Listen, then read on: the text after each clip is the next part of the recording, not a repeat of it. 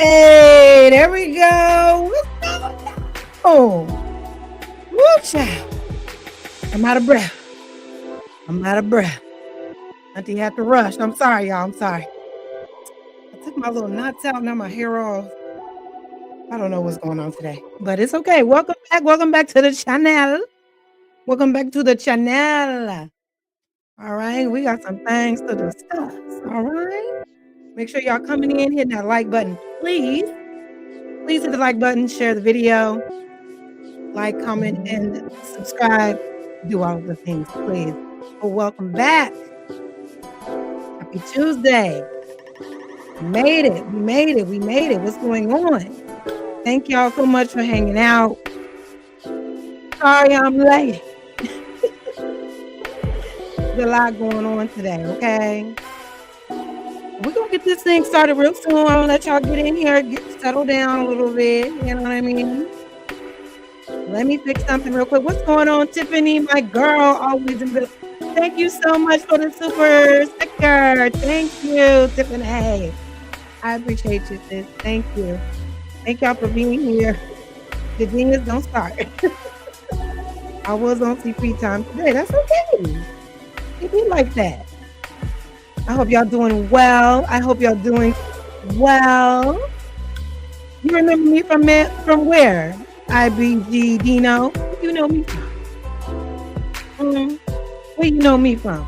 Okay, the genius. I know. I was bad today. I'm gonna make it up. Angel, I see you, honey. Thank you for being here. Thank y'all so much. For real, for real. We're going to get it started. I promise we ain't going to be, well, I ain't making no promises. We may be here for a while because I got a lot I want to talk about. Okay, let me get this stuff queued up for y'all so we can get these going. Oh, wow. First hater in the building. What's going on, Tony Golden? You know, I guess everything I say is just a lie. And everybody else is just always telling the truth, huh? I guess you got to stick around and find out. But y'all, hit the like button. Share the video. 2 seconds. I'll be right back. 2 seconds.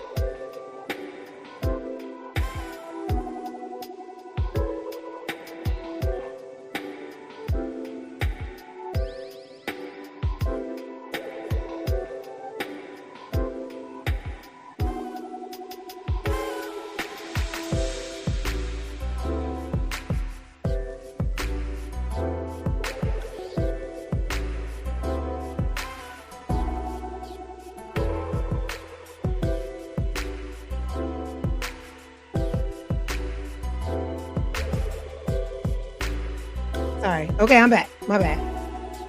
Get my little necklace song for y'all. But y'all, welcome back. Welcome in. Come on in, y'all. I got some things we got to talk about. You see the thumbnail. We're talking about quite a bit today. And I want to address some things before we get the show started. So gather around. So we can... So I can get some things off my chest because I said I wasn't going to address this anymore, but I have to. I have to. You know, it's only right. You know, I got to address the mess. And, you know, I'm always in the mess. You know, not trying to be. Let me turn down this music. My bad, y'all. I'm still working on a dang on Whatcha Jigger song. So bear with me, y'all. Make sure y'all hitting that like button. Hit that like button, please. Come on in. I'm going to put this banner up just for a little bit. We're over 2,600 subscribers, you guys. That is a milestone, okay? So thank y'all so much for showing up continuously. And if you're new here, welcome in. I don't know how you found me, but I hope you stay. I hope you stay a while. You know what I'm saying? But yeah. So a lot has transpired since last week, as you all know, right? A lot has transpired. And I've been caught in some controversy. We talked about it. We did 2 shows about it, right? And I wasn't going to address anything else, right? Until I went on the DPMO morning show, right? And against my judgment, I went ahead and joined that live. And something was telling me, don't do it. Don't do it. It's not going to go the way that you think it is.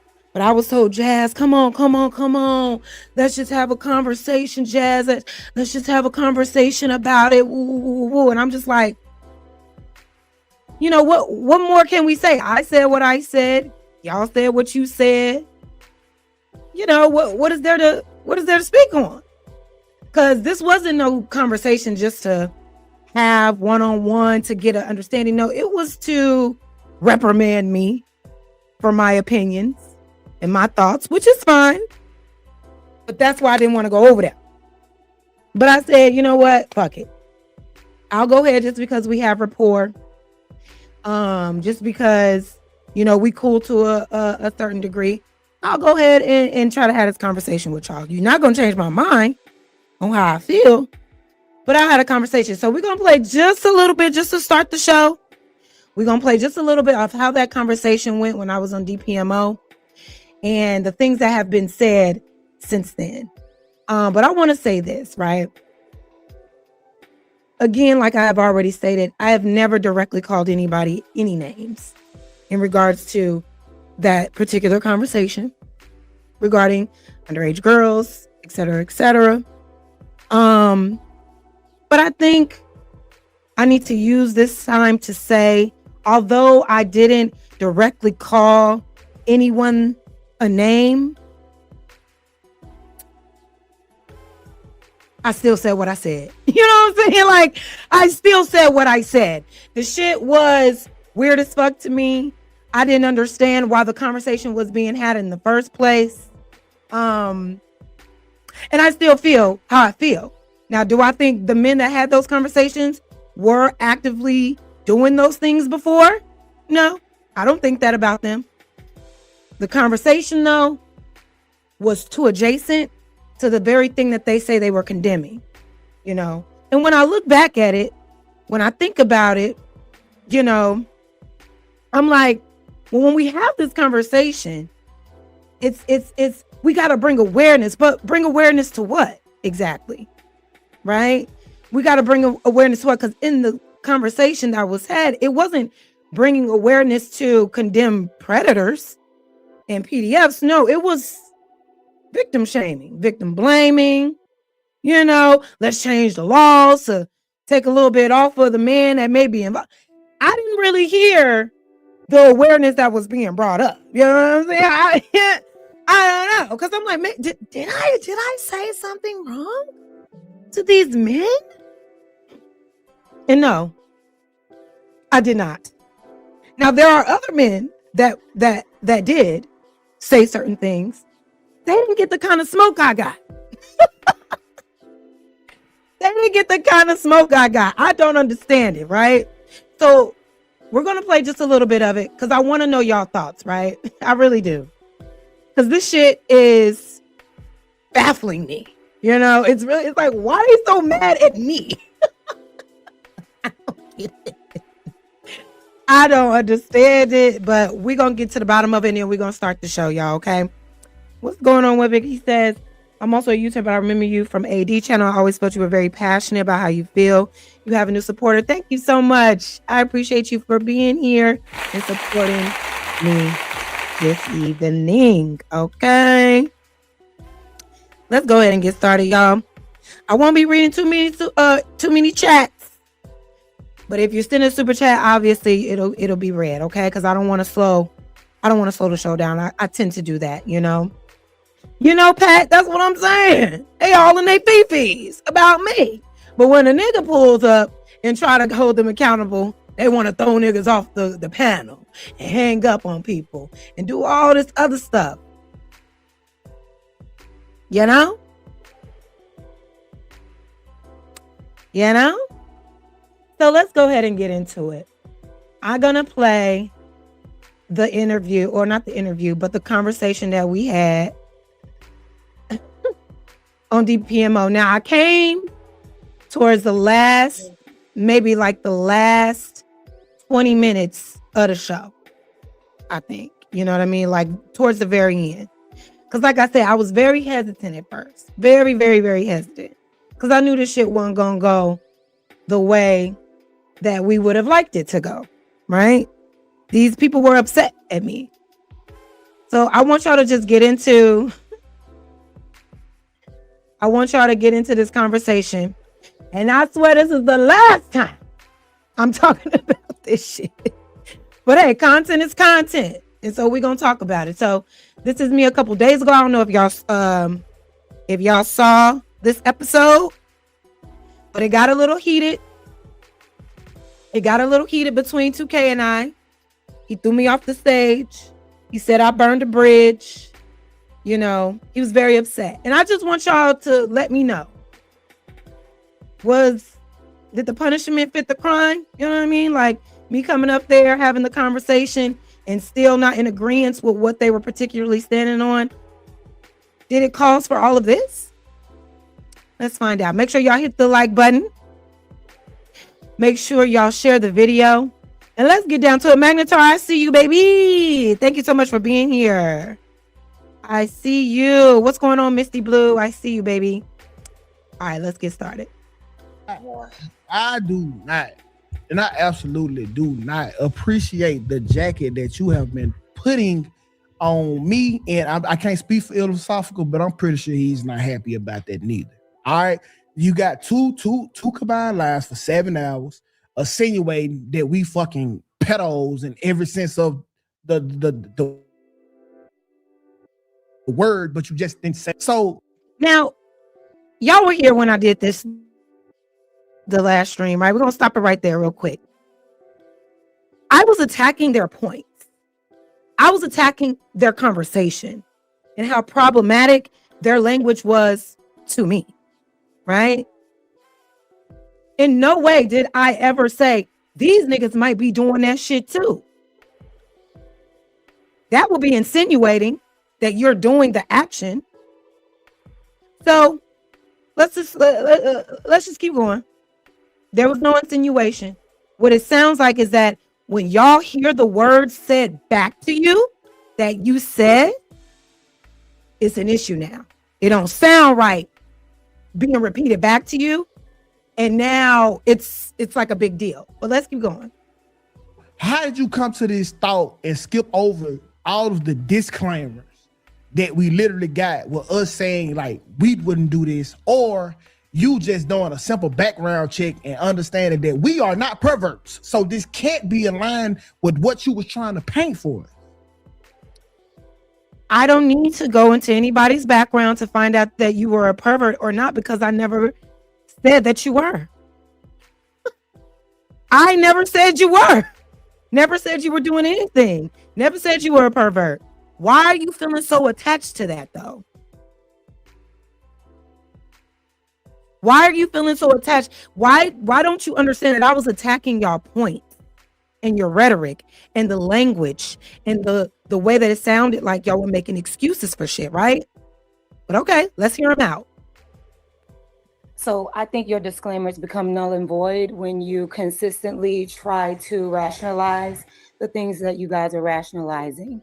To say, and to be clear, he had said before we started, I put a disclaimer. We put a disclaimer. So that means I can't comment on what you said after you made the disclaimer.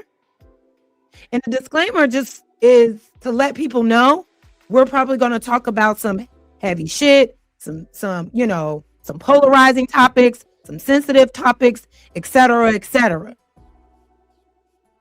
You disclaimed that you wasn't a part of all the things that it sounded like you were defending.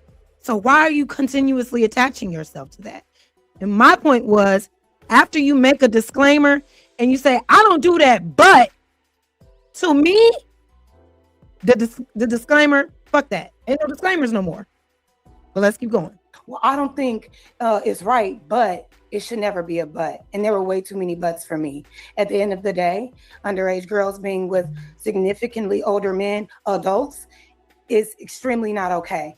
And all I heard was, well, there was a time and we used to always see it and they knew what they were doing. That was unacceptable to me. So regardless of what you disclaimed, if you have a but behind that disclaimer, it's null and void. So unfortunately, the things that came out of your mouth put that jacket on you, because that's what it sounded like. No, you don't sound like you don't sound like. Hold on one second. The way those words and that language landed on my ears and a lot of others was that of it sounded predatory. It sounded like it was making excuses for inappropriate behavior amongst adults and children. And I'm just not with that.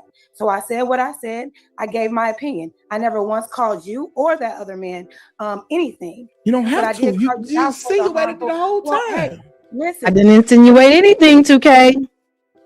Y'all words landing on my ears the way that it did. Okay? And a lot of others. Why are you mad? Because we're dissecting the conversation. Just like everybody does.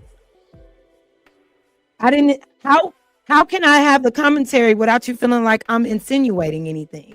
There was no insinuation of you in particularly doing anything. But what it did sound like was excuses being made. Listen, and y'all didn't have to say what y'all said. Okay. Unfortunately, y'all saying what y'all said is inferring certain things and landing a certain way to a lot of people. Okay, so listen, let me help you understand what a podcast is, right? We are literally mining through the conversation. It's not about what the fuck Jazz think or what 2K think, and that's law. No. That's not how the conversation I wrote. never said what I said was wrong. Hold on, Yeah, you Jazz. did. Let him reply. Your Jazz. whole I never said what I said was law.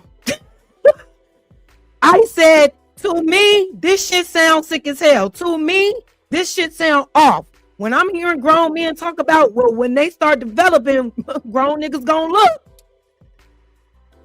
We need to change the laws a little bit so the grown man that do end up with a young girl, he don't get all the responsibility because that little girl know what she's doing. So the man shouldn't be blamed fully. Yeah, to me, that's a problem. To me, that's making excuses. But what I say is not law. So let's clear that up. And you're saying all of these things. Who's to say what you're saying is law? You're trying to rationalize all of these things to make it seem like, oh, it's kind of normal, whatever, because we've seen it before. My pushback doesn't mean it's law. It's pushback on your rhetoric. That's it. That's all. Your whole reason for going at me and him is because what you think Jazz said is fucking law. That's the whole reason. Because, hey, now mind you, yelling and screaming. I did not yell and scream. I did not curse. I did not say anything disrespectful, but I'm being yelled and screamed at. Now, this was a conversation I was begged to have. All right. I was like, fuck it, send me $20 then.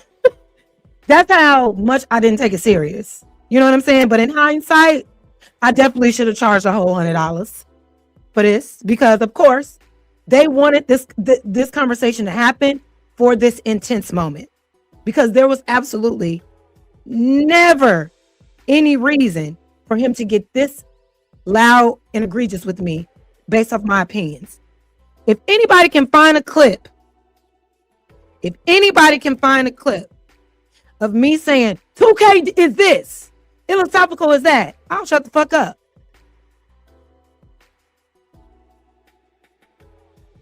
I'll shut up.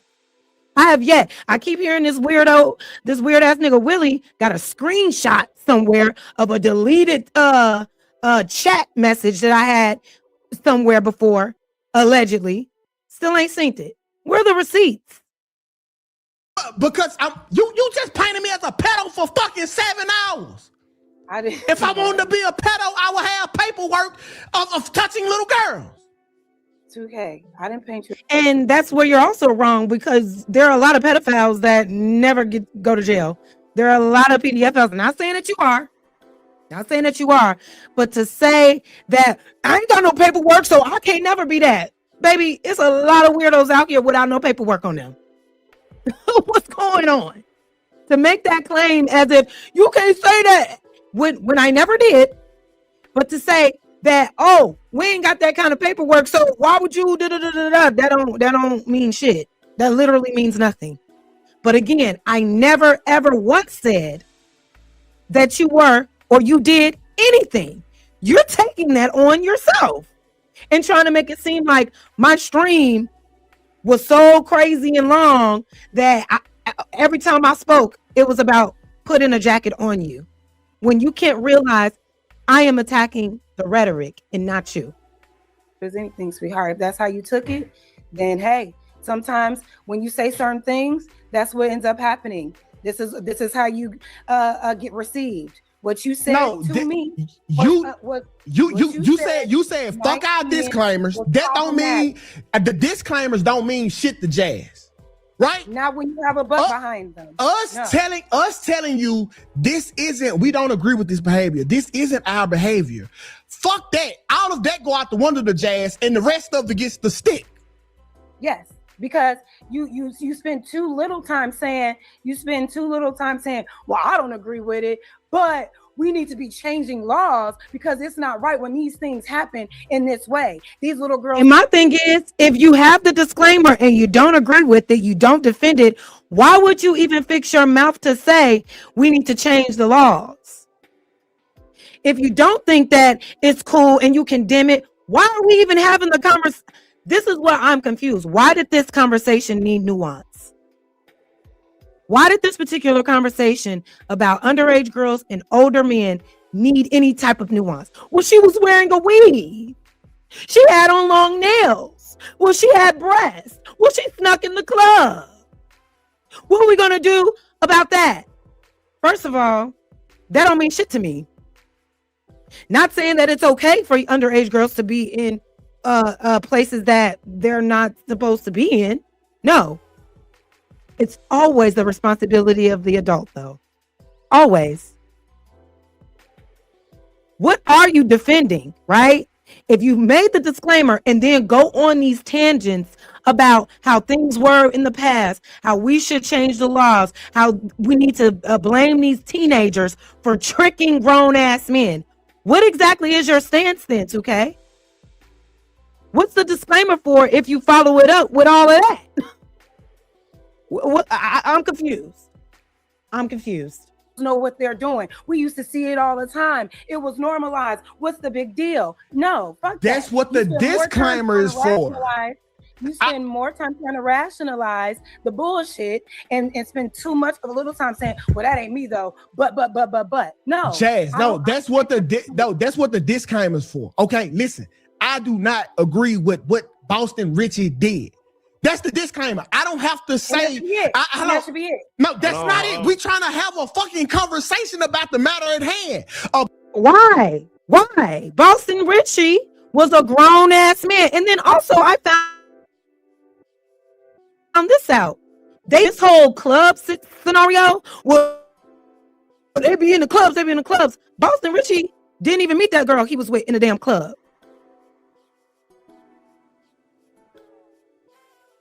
Didn't even meet her in the club. That was like a scenario that they just brought up on their own. And what I'm learning is that was that scenario brought up to try to like lessen the damage of how some predators move. Well, she was in the club with me. She was in, so I thought. But then in the same breath say, fake IDs are a thing. In the same breath say they be sneaking in the club. So if you are aware that some, because it's definitely not all, not even the majority. So if you are aware that some underage girls can sneak into clubs, then you admit that everybody in the club may not be of age. So that's where your discernment kicks in, right? It should be. So that was like a whole unnecessary scenario that wasn't even applied to Boston Richie. Because not only did that man not find that girl in a whatchamajigger in a club, he went in some other little teenage girls' inboxes and was doing the same thing. Why we ain't talking about that? Why is that not coming up? Big conversation that people don't have, and that's the reason it's continuing to have. You should have more smoke for the motherfuckers that's being silent about it. Huh? So now this part confused me a little bit. Silent about what? Silent about what?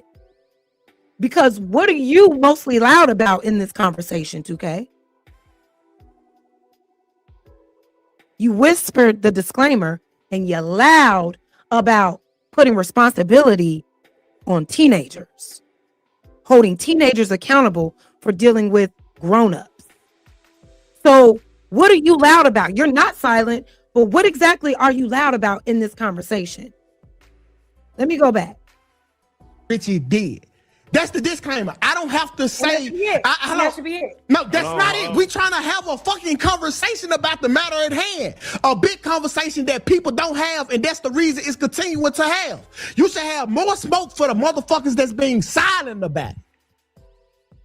So you trying to punish us for talking about the bad guy.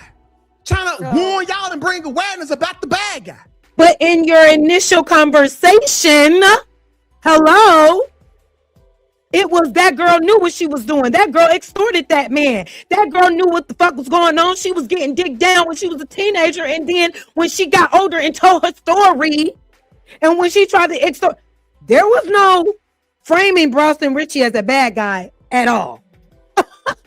At all whatsoever. So where were you condemning the bad guy? I'm confused. I'm sorry, y'all were kind of defending the bad guy. No. So listen, okay. So this is what we were saying in this context, right? If the girl is 16, cosplaying as a grown woman, we should stop, and she's in the club. We're not talking about the creepy ass nigga. And I still need to know, what is cosplaying? I see you, black bro. Right, exactly. Hollering, barking. And I still ain't said you did anything. Why are you so mad that that your language just didn't resonate with me, gang?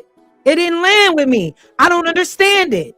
And it's not because I need something no, it's I don't understand what you're trying to what you're rationalizing. Cosplaying as a woman, what does that look like?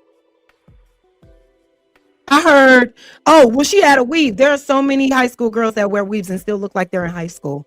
So now hair extensions makes a woman look grown? Oh, I'm sorry. Hair extensions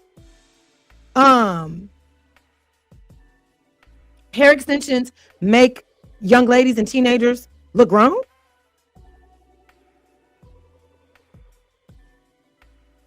Is that what we're saying now?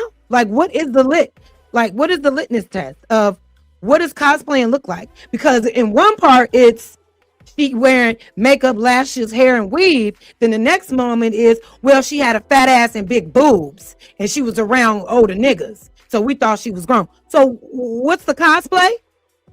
Okay, niggas that's hanging out the high school. We talk about the grown woman that's at the 21 plus year old club. We need to start holding her accountable as well as her parents. All of this was said in the video. You crossed all over that to get back to the narrative that we agree with this behavior. Well, when you say things like we need to hold her accountable when the adult was fully aware that she was underage and still pursued her, is unacceptable to me. And then after that incident with that young lady, he continues to reach out to 15-year-old girls. The guy's a fucking predator. I did listen. Hold on, 2K. No excuses, and a minor in that situation is never at fault. I don't care how you spin it. Being in the club or not, yes. At that point, yes.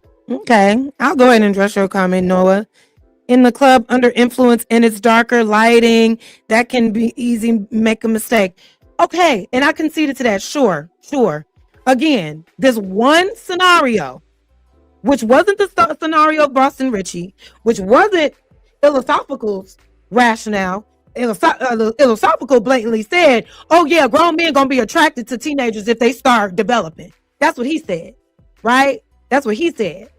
And how our society isn't mature enough anymore for us to allow that to happen again. That's what he said, right? But even if you are in the club, and let's just say you find you find yourself attracted to a young lady and you don't know her age. If you are a grown ass man, even in the club, you can recognize or feel this little bitch look kind of young. And then furthermore, right?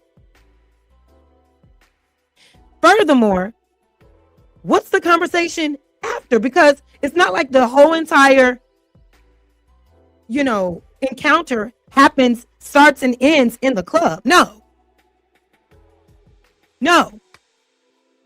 What happens after the club? After you got that number? Are we asking clarifying questions? Even while you in the club, what you drinking? You can tell how young a bitch is off of what she's drinking alone.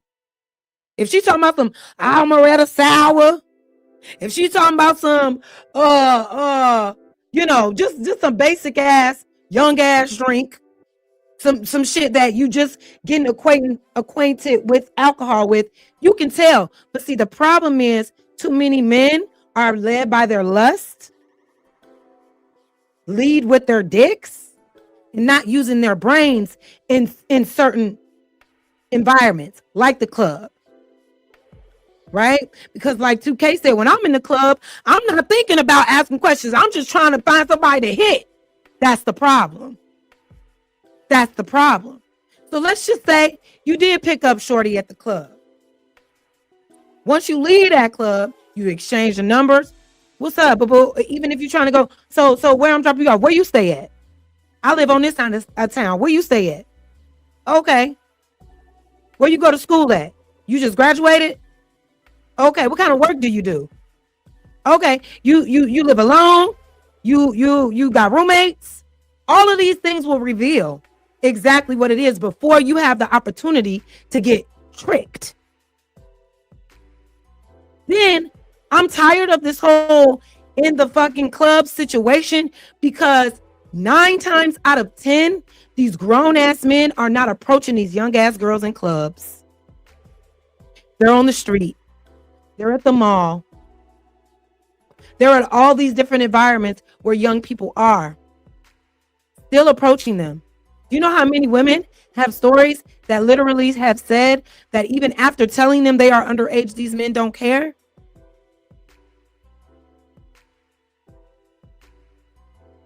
So I don't want to, we in the club, we drunk. Don't y'all tell women who were in the club and drunk and end up getting assaulted, well, you shouldn't have been drinking so much? Be aware of your surroundings. Don't y'all tell that to victims all the time? Well, you shouldn't have been there. You shouldn't have been drunk. That's on you. So where's your responsibility being inside of a club where it's dark and it's like, shouldn't you also be on your... shouldn't you be vigilant as a grown adult, as a grown ass man, as a grown ass woman? But it all goes out the window when it comes to you wanting sex. So yeah, no, we're not drawing off that. Sure, you may unknowingly be talking to an underage girl at the club. Sure, but how often is that actually happening? Where are y'all? That's why I'm saying, like, y'all make it seem like 16, 15-year-olds are just flooding the clubs y'all be at. Be so fucking for real that they always in there. And in this day and age, the way they be scanning IDs now, putting them under lights, making sure that it's real, making sure that it's proper identification, they're not getting away with that shit like they may have done more so back in the day. It's very hard. They don't even allow expired IDs. At least in my city. If your ID or your license is expired, they won't even let you in off that. So that's what I'm saying. These fantastical scenarios, will they be in the club? They're not in the club the way y'all trying to make it seem like. So stop. Let's stop that right there. The bigger issue, what you should be more louder about, is all the other predatory behavior that's happening between older men and younger women. Well, let's continue. I'm going on a tangent. Didn't want to do that. This is just like a little, little icebreaker before we get into it. Yes, go and hold them parents accountable. Go and hold them and make sure you got a better tie on your child. But even if that child is in an adult space, to know that that's a child, which Boston Richie did, exactly, which a lot of these men do, they still go and pursue and continue to pursue. It's unacceptable. I would never concede to any of it. Bro, okay, so listen, did what you telling us, right? She don't know no better. Hold on, wait, no, I'm talking. She not, hold on, she don't know no better when she's complicit. And when she's in the place cosplaying as a grown woman, and she getting the money, and she trying to extort the nigga every time something go wrong. Look at all these things. She don't know no better. She cosplaying as a woman. She's doing all these things. How do we get her condemned? How do we punish her? Guess what? You can't get extorted if you don't entertain a teenager. You can't find yourself in hot water if you're asking clarifying questions before involving yourself with a stranger. Even if the girl is of age, even if the woman is of age, y'all picking up women from clubs and not asking questions. Y'all picking up strangers. And I know that's a thing. Never been my thing. But I know it's a thing for both men and women to just go in the club and hook up. That shit's scary as hell to me. But even still, even as a grown person, I'm asking motherfucking questions. You're not just coming to my house for the first night on a good time, and I'm not coming to yours. So even if you did pick the bitch up on the ride to wherever y'all going, what are you talking about during that moment? You're not going to sit here and tell me the entire time Boston Richie didn't know this girl was underage. He did. He did. And these young girls are not running up onto old ass men like that. Like, give me all your money. It's like, where do y'all live? Who raised y'all? And my thing is this. A lot of y'all did grow up in the hood like that, right? I'm a little hood adjacent. Didn't necessarily grow up in the hood. But my family did. You know what I'm saying? I'm from around the way. But I wasn't around, you know, teenagers that was that hot. If they was hot for their peers, which still doesn't mean I'm not condoning that either. But they weren't hot looking for old ass men, 30-year-old ass men, 50-year-old ass men. But can you say the same for those men that were approaching young girls? That's the real issue. The real issue is grown ass men approaching younger ladies, knowing that they are, whether they're underage or not, approaching them. And then once they find out, they're still entertaining, which is what Boston Richie did. That is why this conversation never needed to have nuance. Is, well, once you know, fuck them. So that's what it should have been the whole time y'all was talking about Boston Richie, because that nigga knew and still went. But y'all never condemned him for that. It was, I don't agree with it, but she was cosplaying. And where's the proof of that? Where's the proof? Did she come out and say, oh yeah, I was at I was underage at a club I wasn't supposed to be at, and he found me in there and I lied about my age? Is any of that true, or are you just saying that? Because the stuff that I've been finding out, none of that happened. None of that happened the way that you trying to make it seem. But let's continue, because this shit got heated, y'all. Thank y'all for being here. Make sure you hit the like button for the channel. Let's continue. Oh, she don't know no better than, right? That's what you telling me? Because yes, because if a young, I'm sorry, I keep pausing it. Yes, because if a young girl is in an underage club entertaining an adult, she don't know what the fuck she's she doesn't know. She's not using good judgment. She's not aware of the impact of her actions, the long-term effects, the safety measures. Duh, she's a child. She's just doing shit. No direction. Yeah, she don't know what she's doing.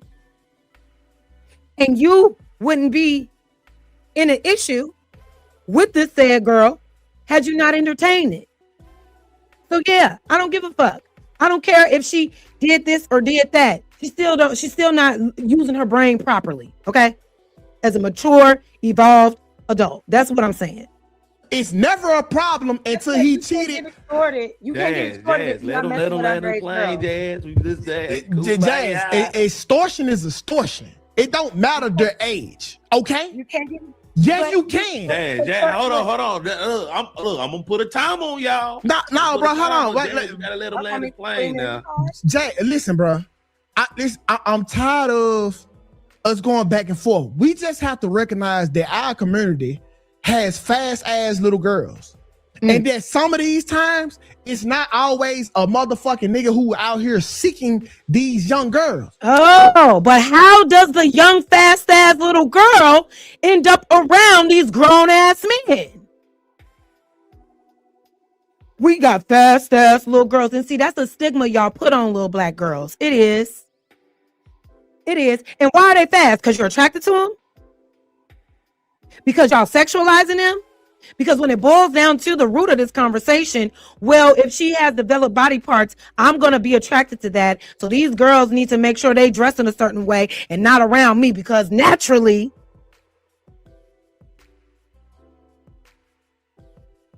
and this man just said out of his mouth, it ain't always on the man.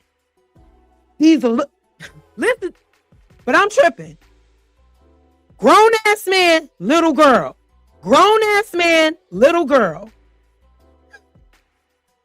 There's an imbalance here. There's a maturity level difference. There's a understanding of what's happening difference.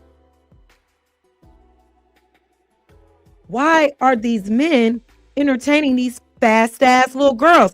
Imagine if no men were ever entertaining fast-ass little girls. That wouldn't even be a thing.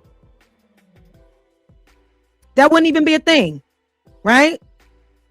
How are they getting in proximity with men that know that they're underage and still going for them?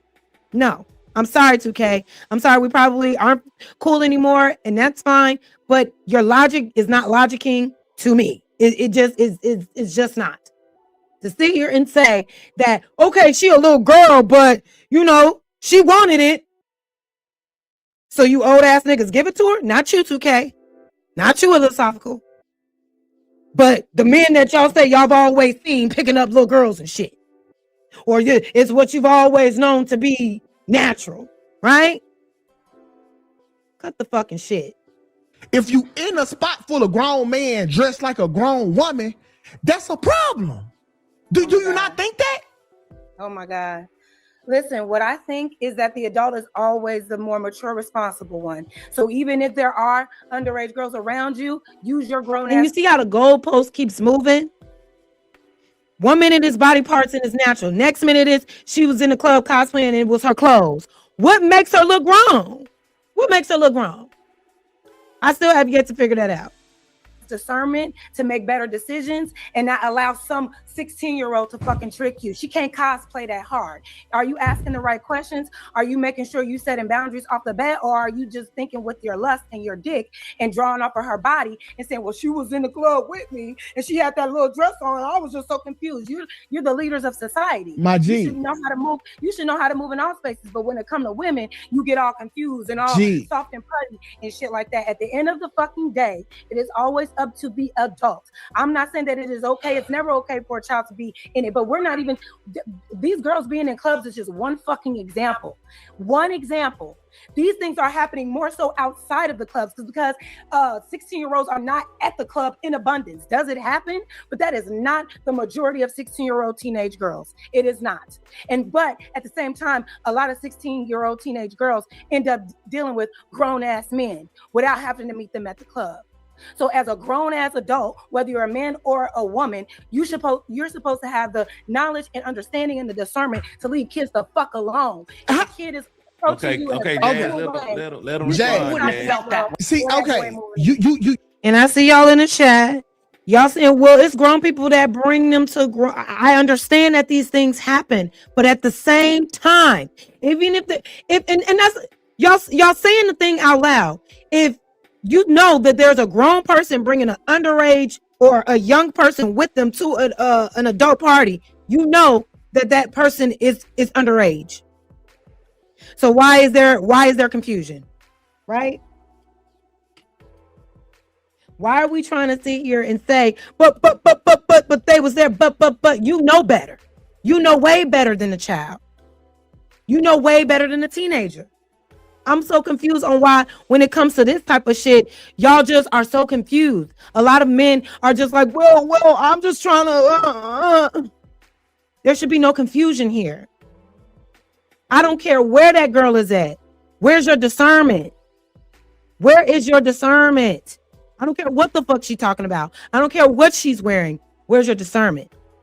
You giving us all these motherfucking intangibles to try to figure out a fucking answer, right? There's no listen, There's no time out. If I'm at a spot, where you at, gang. listen, Jazz, that's the Jazz, problem let right him there. respond, You don't Jazz. care because it don't fit your fucking narrative.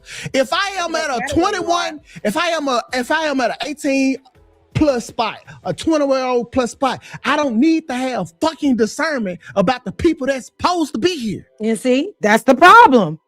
That's the problem.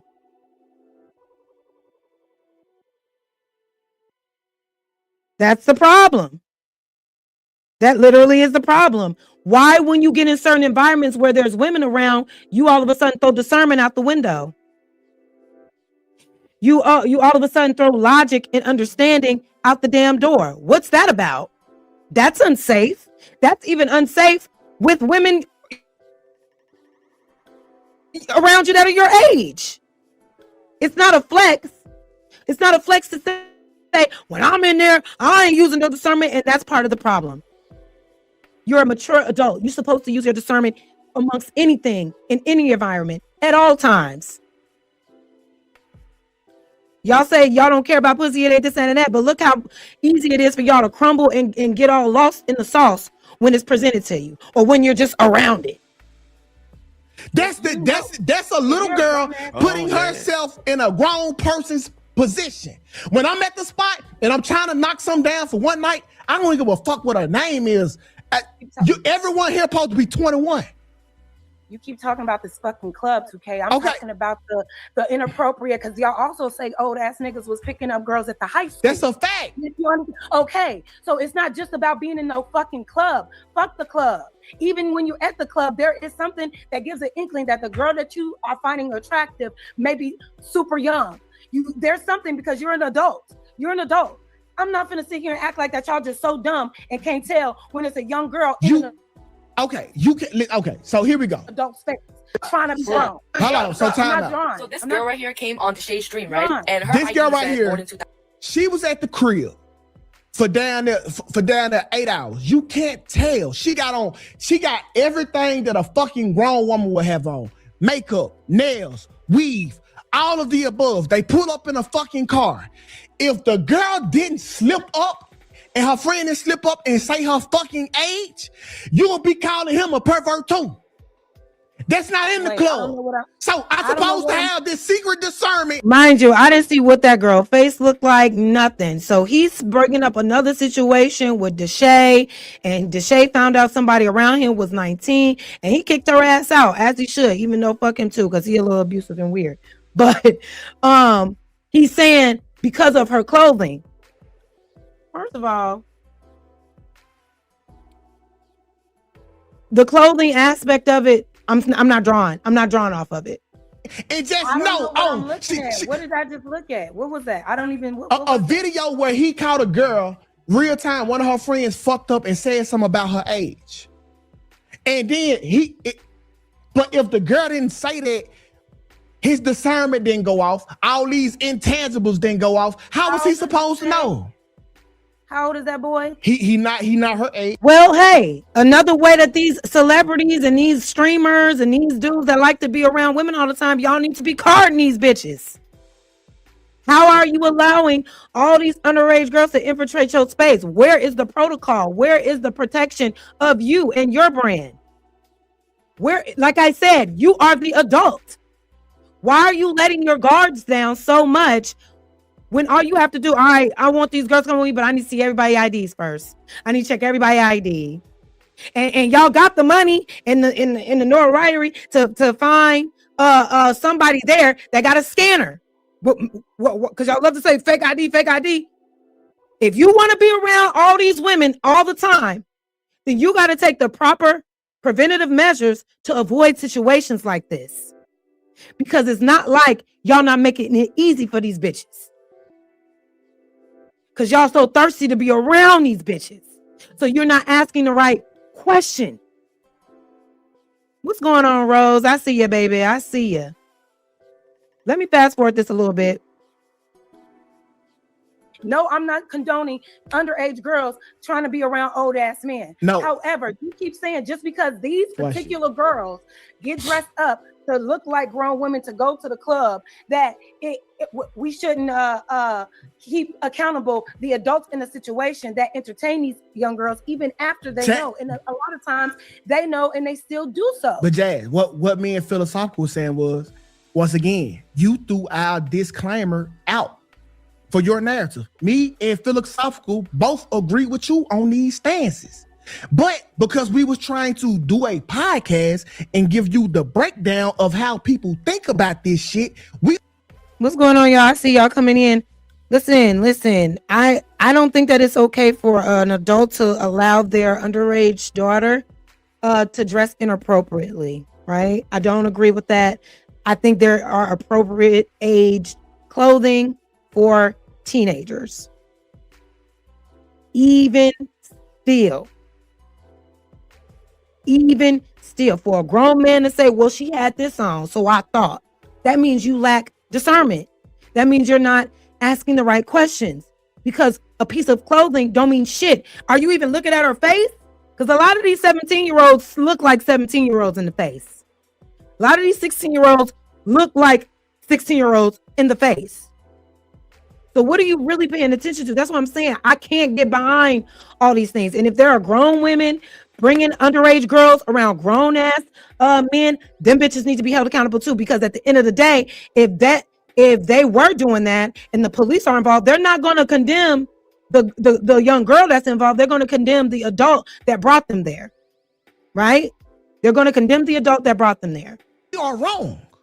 And then you tried to nail us to the fucking cross. Hold on, Jay. Little man is playing. No, she got it. You tried to nail us to the cross about us critically thinking about the situation. That is. Jay, hold on, Jazz. Little man is playing. Let her talk, bro. Let her talk. All right, go ahead. There's no critical thinking when it comes to and you know what? We about to move on. Because I can tell y'all over this shit. I'm over this shit too. But I just wanted y'all to see it. But the thing is that when it comes to the logic, like this comment right here. This comment right here. Why do y'all think that I would not give the same smoke to a weird ass woman? That is so weird to me. It's not about the gender that's doing the thing. It's about the adult doing the thing to a minor, regardless of gender. If this was the other way around, it would be equal smoke. Y'all love to get up here and throw this gender war shit out. No, we're talking about men right now because this is what's happening with men in this situation. So y'all need to stop that, please. It's equal smoke for predators, period, point blank. Appropriate relationships to underage girls. I understand in some cases, see, the conversation y'all had was a lot. Y'all was talking about one instance, girls being in the club, but Philosophical was also talking about nature and what's natural and what has always been done since historical times and how our society isn't mature enough to allow underage girls to be with grown-ass men and wet it off to old-ass men. So y'all were speaking about certain situations where a grown man could get caught up because he's in one particular adult space where there may be underage girls, but outside of that rare occurrence, because it's not all the time where these old ass men are only picking up underage girls in the club. There are times, most of the time, outside of that. And what Philosophical was saying that you was also agreeing with 2K is that this shit is natural, is that there was a time where society was keeping up with nature and allowing grown-ass men to be with underage girls, and we're just not immature enough anymore. That's the shit that I don't fuck with. Okay, well, Jazz, just because you don't, hold on, Jazz, just because you don't like it. Let her finish, 2K, please. I'm not done. It's not about me not liking it. It's about y'all trying to find a way to condone that shit and agree with that shit. If y'all would have said that and said that shit wasn't right then and it's not right now, but y'all were trying to make it seem like we need to be at this place again. When you say things we ain't trying to make it seem like shit. We would have said this where it needs to be. Oh my God. Y'all, let me fast forward to when he kicked me off. And if you don't have, so we can move on. All we was doing, it's the same shit. I seen it, Kat seen it, Black seen it, and you seen it. We seen older men, goddamn it, getting with younger women from the fucking high school. Because we are telling you about our fucking experience, don't make you a weirdo. I didn't do it. When you were an adult, did you see your adult friends do that? No, I didn't. Anybody in your circle? No, I didn't. So who did you see picking up girls from the high school? Niggas were picking up my bitch. They was picking up your bitch. Oh my God. So what is your gripe? Because an old nigga took your bitch. Whoa, what's going on? But let me fast forward this again. Y'all, this was just me to show y'all the way that the conversation went didn't go as planned, because it was just attack Jazz for pushing back on our logic, when all I'm doing is repeating their words back to them over and over again. Fuck what is given. We are telling you what it is, okay? You started trying to.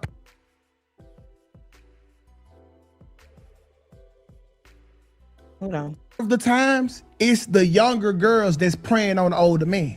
She know who the fuck she is. She know what she's bringing. Like I'm not. You heard that, right? A lot of the times it's the younger girls preying on older men.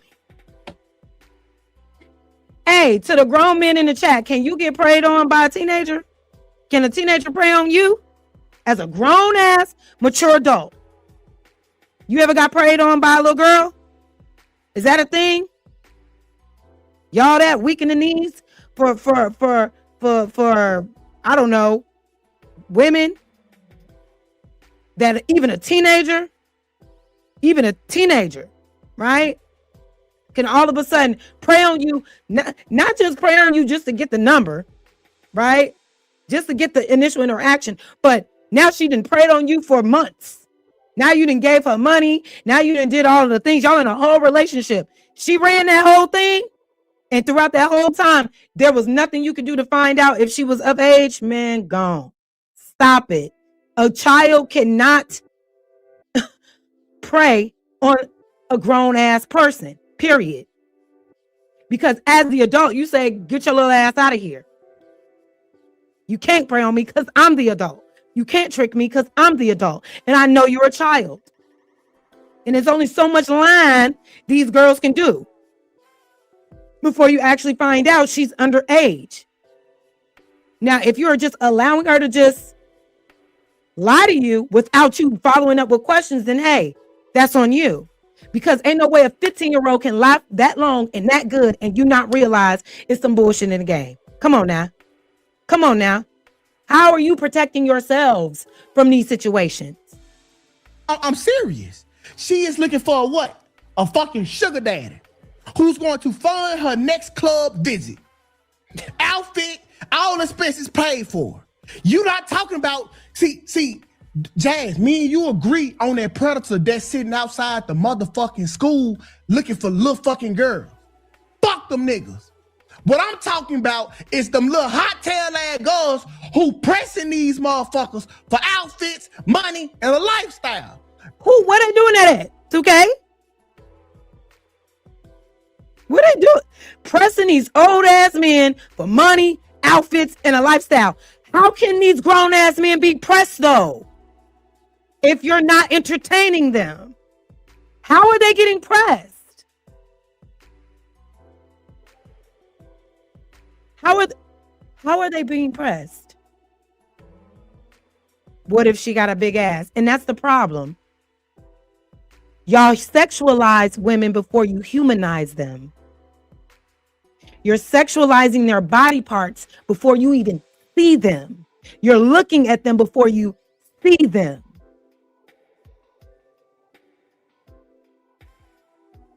That is absolutely absurd. It's absolutely absurd to say that.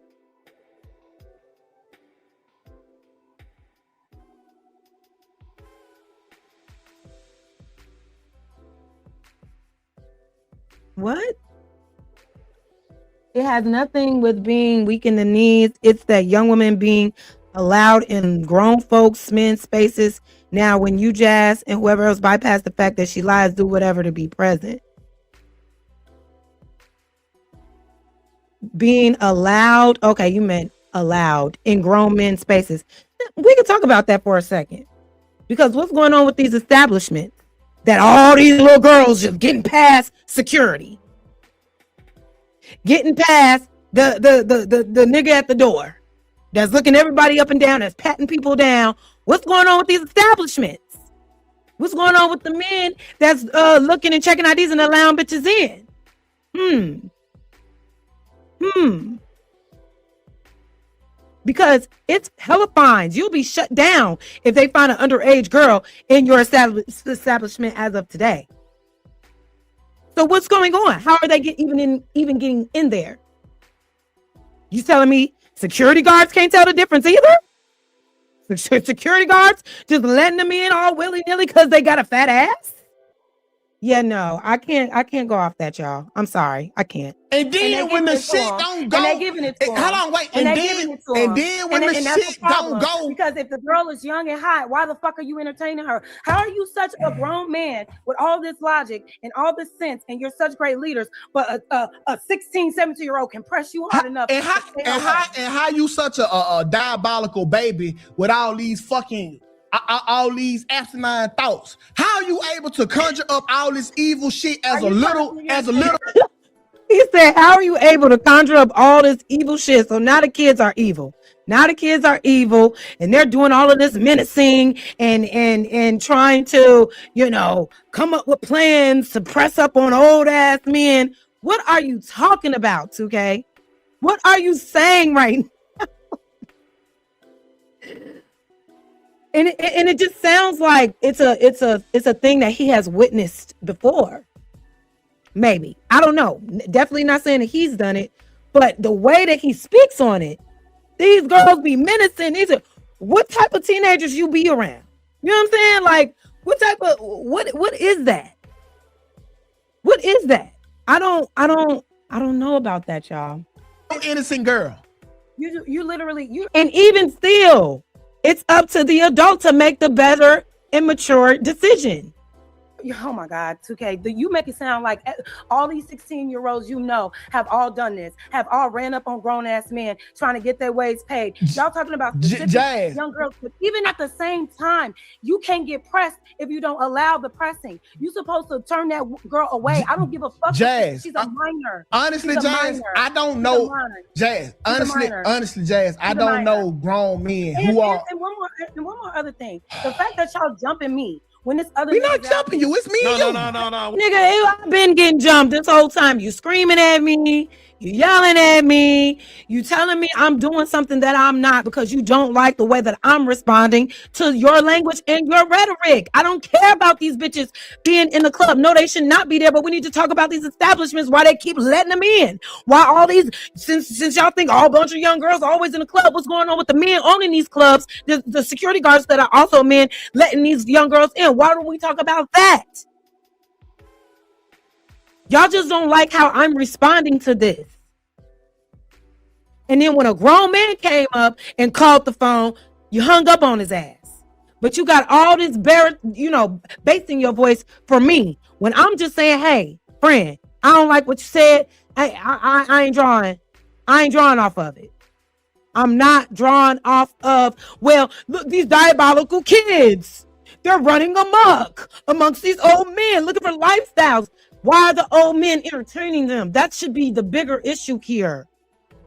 If these girls are out here doing that, let their parents, where their daddies at, right? Let their parents hold them accountable. But when you are in that situation, it's up to you as the adult to hold yourself accountable to stay away from these motherfuckers. What about them? There will be no them if you're not entertaining. That's what you're not understanding, 2K. We're not jumping you, Jazz. This me and you. This ain't you ain't being jumped. It might feel like it because you getting your ass whooped. See? It may feel like it because you getting your ass whooped, so you agree that you up here screaming and hollering at me and reprimanding me for my fucking opinions. It's weird. But you ain't being jumped.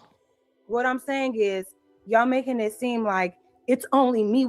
They always asking who the fuck is Taz. Fucking no. And I told you yesterday in the comments, don't nobody know his lame whack ass. Nobody. It's 271 people in the comments right now. They always asking who the. So now you talking about Taz, because mind you, I wasn't even the first person to speak on this shit. I was like the third person to speak on this shit, but I'm the highlight of every moment. Taz flat out called you a predator. Taz flat out called you a PDF file. Flat out. Said it on his live, put it in the titles. He was on y'all ass. Where's the smoke? Talk about nobody knows me. I'm a small fish in this big YouTube sea. Who gives a fuck what Jazz gotta say? I'm so stupid, I'm so dumb anyway, right? Why take me seriously? I didn't even call you the name that you're saying that I'm putting a jacket on you on, but this nigga directly called you that, and it ain't shit for them. That's what's weird about this whole thing. Fuck is Taz? Fucking nobody.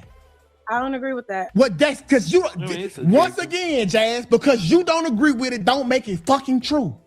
Let me tell you, I don't agree with it because I have receipts to show that Taz is somebody in these spaces. He's well known. He's respected. He has an audience. You just don't fuck with him. And because you have, I guess, more followers or whatever the case may be, you think he a nobody. You big on numbers and subscribers. Like you came in my chat the last week talking about some, you only got 80 views in here. So the fuck what? Why are y'all so like, you know, you ain't successful unless you got 300, 400, 500 people. Yes, we all like to see big numbers. But goddamn, friend, coming over here trying to dumb me down my motherfucking live because there's only so many people in here. What's that about? And who cares? Everybody knows who they know and they rock with who they rock with. It's a lot of people that rock with Taz and it's a lot of people that rock with you. But just because you don't rock with him, don't mean he a nobody.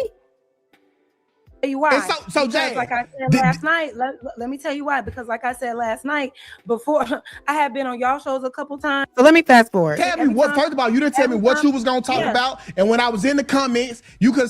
Can we take 3 phone calls? I barely wanted to come on here today to talk about this. We know we got the invoice. What do you call it? The popularity based on the shit that came out of my mouth on my own on these different platforms. I never asked to be no. Who was trying to help you? Anton, Fatty, and now me. So now they're accusing me of doing all this damage to all these men in the spaces that was trying to help me. Trying to help me. I guess they think me being on their platform is them helping me. Me being on their platform is helping me. I disagree with that. There's no helping me just because you have me on a platform, because you know that I am the one that's going to be attacked. I am going to be the one that's going to say the things that other people are not maybe going to say. I'm not going to be the echo chamber. My face, it brings views. My name in the title, it brings you views. When it was just little old me over here with 300-400 subscribers, wasn't nobody over here helping Jazz out. 2K, you ain't start coming around my channel until that shit popped off with Anton. And you only came around to defend him. Helping me? Helping me is taking phone calls. Jazz, I see you got potential. I want to help you. Here's what you got to do. Da-da-da-da. Let me help you with a concept. Let me help you with a show. Let me help you with a thumbnail. Nigga, you ain't never did no shit like that. The only person I can say help me with some thumbnails that I didn't ask for the help, but he was offering at first was Fatty. That's the only person. And we had our little dispute because he said some weird shit before and I said it back to him. And in that moment, I didn't have to say it in that moment when I did, but I did. And that shit, that shit changed our dynamic. But Anton helping me, he don't even help his own fucking brothers with their own podcast. Helping me when I'm the girl that just come to the panel to get dragged. I come to DPMO so y'all know because I am the eyeball out. Helping me though, I ain't never seen y'all repost my channel. I ain't never seen y'all promote me in that way. If it's not beneficial to you, you weren't helping me with shit. And I don't owe y'all shit. I don't owe anybody anything. Right? I owe myself to show up. So I can speak on whatever the fuck I want to speak on. Because what? What's stopping you? You come over here to say, wow, that shit, Jazz. We wouldn't even know you if it wasn't for Anton. You think that's helping me? Why you trying to just reduce me as some little bitch on a panel? Get the fuck out of here. Don't try to shame me and silence me and say, whoa, we be helping you. You ain't help shit, nigga. You ain't help nothing. I go over there, I talk my shit because it's cool, it's funny. When I start trying to build my own brand, I maybe get 5 subscribers from being on your shit. At max. Helping me. Y'all got a lot of fucking nerves. These men be crazy sometimes. I appreciate the platforms. I appreciate y'all wanting to have me on your show, but don't sit here and act like that y'all was Team Jazz, helping Jazz, and wanted Jazz to be great. No. As soon as you saw it was busting over here when we was talking about Anton, that's when you came over here to argue with me about Anton. helping me. Please. Y'all think I'm done? Don, what you talking about? These ain't my calls. They gonna call you to berate me. Go ahead. Y'all, listen, bro. I'm not even gonna like. We're not even gonna dog pound. I'm not even gonna answer the phone. I'm not even gonna dog pound her, right? Because I have some type of because I understand who the fuck Jazz is. But Jazz, this is what your MO is looking like. You are trying to reach the top of the mountain on the back of black motherfuckers who were trying to help you. Anton, Fatty, and now me. I'm trying to build a mountain on the back of black motherfuckers that was trying to help me. Oh my God. Bruh, if you say some wild ass shit and I feel like I want to talk about it, I'm going to talk about it. What's the fucking problem? Why can't you say she don't agree with what we said, y'all? We don't agree. Because you didn't come up here to try to gain understanding. Because it's not like you said, Jazz, in your live, you said this, and this. Why did you say that? It was you condemned us and you put jackets on us for 7 hours and da-da-da-da-da. No. Let's go. That's your fucking MO. Oh my God. That's your MO. This the third time, Jazz. Hey, Jazz. Y'all think y'all wait a minute. Trying to help me like how? By having me on your platform? Yes. By having me use you for your content. I don't owe Anton anything. I don't know Fatty anything. I wanted to pursue this on my own. I got the hype or the what do you call it? The popularity based on the shit that came out of my mouth on my own on these different platforms. I never asked to be nowhere. Y'all asked me to pull up on shit. Now, when I go and use my own platform to voice my opinions on things, now it's a problem. Now, but Jazz, to tear down the people that was helping. Nobody is saying. To talk down up here, I would never talk down on you. I never talk down on you. But this is what they go on and continue to say. Now they want to try to say you shouldn't say anything. You shouldn't voice your opinion because we helped you, Jazz. We helped to get you where you think I got to motherfucking 3,600 subscriber because of the DPMO show? Huh?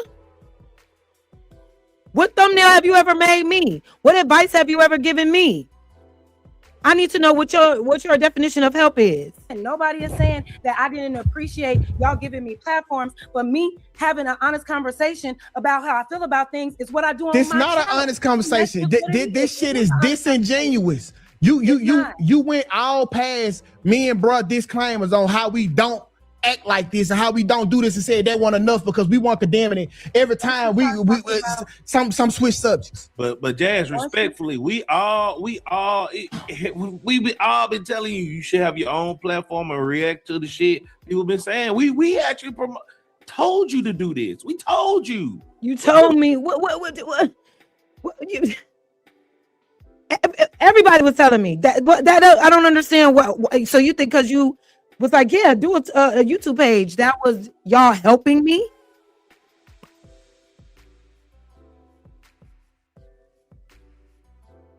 I would call that encouragement. Helping me though.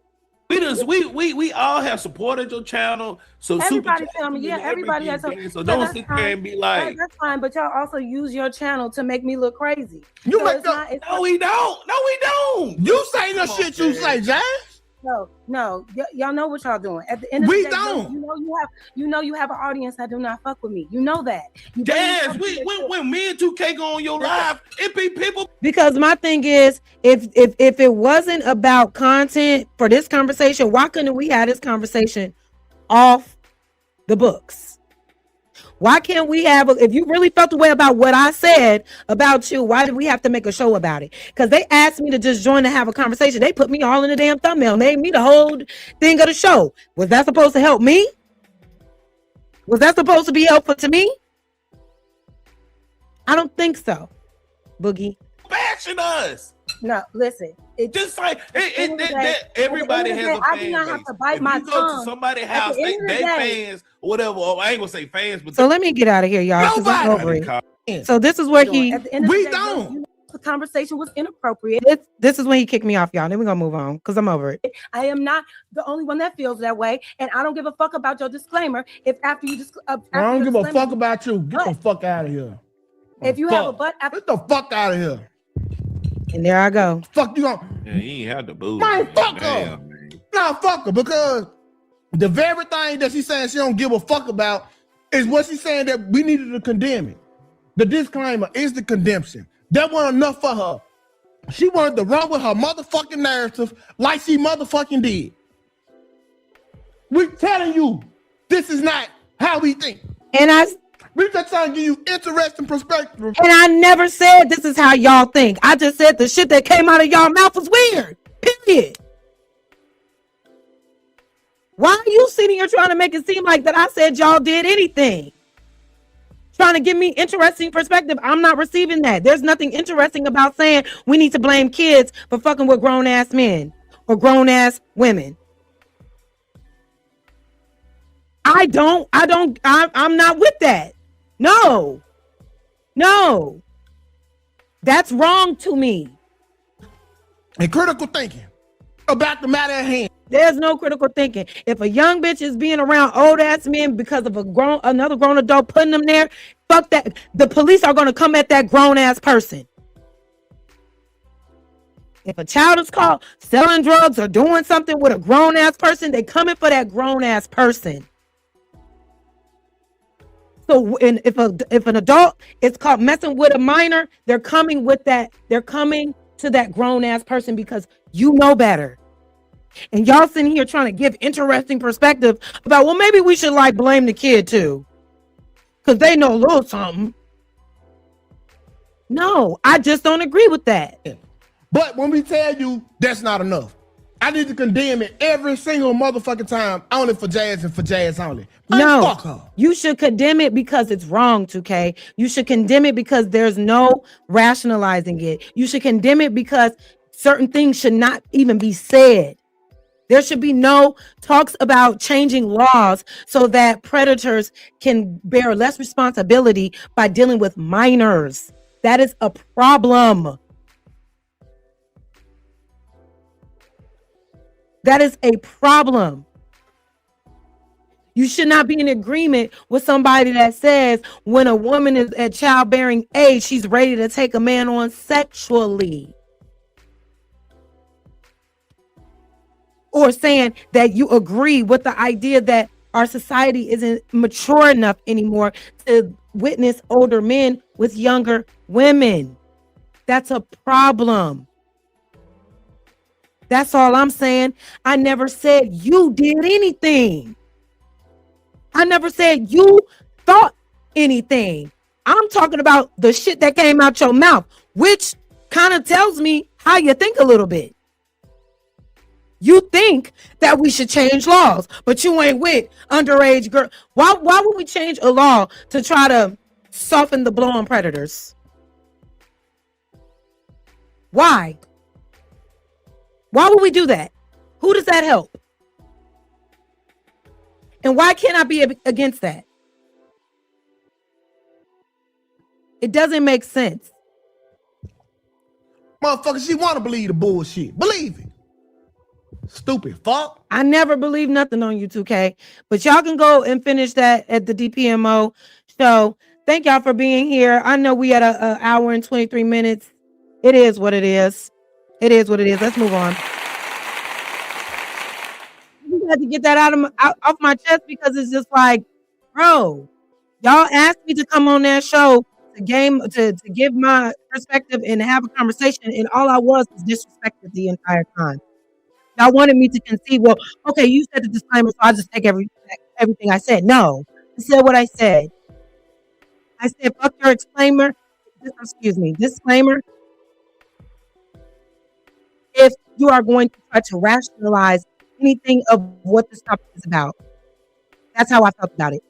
Why you got so sensitive on it? I don't know, because when Taz called you and got on that with you, all you did was hang up on him, and he the one that called you an actual name. Why you ain't got that kind of motherfucker? Oh, you sensitive because what? You helped me?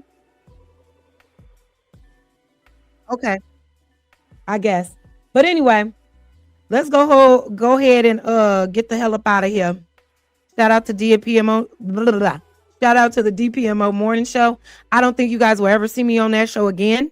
Because I know 2K is feeling a way about me, and I know that he has to impress a lot of other men in this space. So if he's seen with me again, it's going to be a mark on him.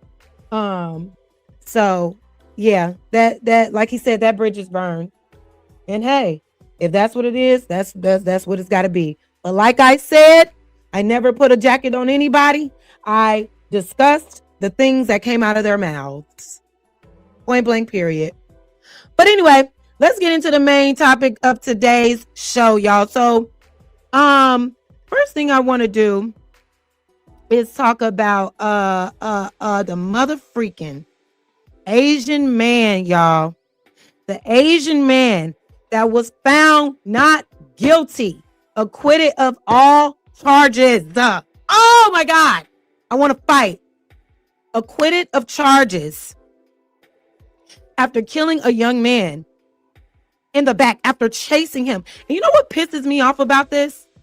Because as a person that works in retail management, store operations, etc., one of the protocols when dealing with a theft, an alleged theft, unless you're being held by gunpoint, you let that motherfucker go. You don't chase nobody down. You don't try to retrieve. And mind you, the boy that was killed, unalived, the boy that was unalived was accused of stealing a fucking water, a juice. These motherfuckers ran out that sword, ran down on that boy over one water. You mean to tell me racism still don't exist? You don't mean to tell me that wasn't racially motivated? Why he lost all sense of morality when it came to that black boy in his store that he thought was stealing from him? Let's get into the video that I found, y'all, because I was pissed the fuck off when I heard about this shit here, nigga. That shit was crazy. Hold on, where my stuff at? Oh, hold on. Wait a minute, what is going on? Make sure y'all hit the like button. Why can I? Oh, here we go.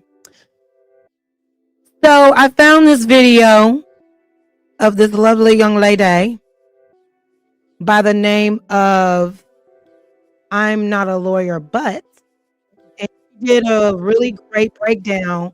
She did 2 breakdowns of this case, and we're going to check it out right now. So shout out to her. Shout out to y'all for being here. Hit the like button. This is from I'm Not a Lawyer, But. Let me go ahead and subscribe right now. Thank you, girl. Another black subscriber in the building. I'm sorry, another black content creator in YouTube. Make sure y'all go follow. She does a really great breakdown. Let's watch what she has to say. This is 14-year-old Cyrus Carmack Belton, and on May 28, 2023, he walked into a Shell gas station in Columbia, South Carolina, and almost immediately after entering, he was told by one of the owners to place his bag at the front of the store because it was store policy.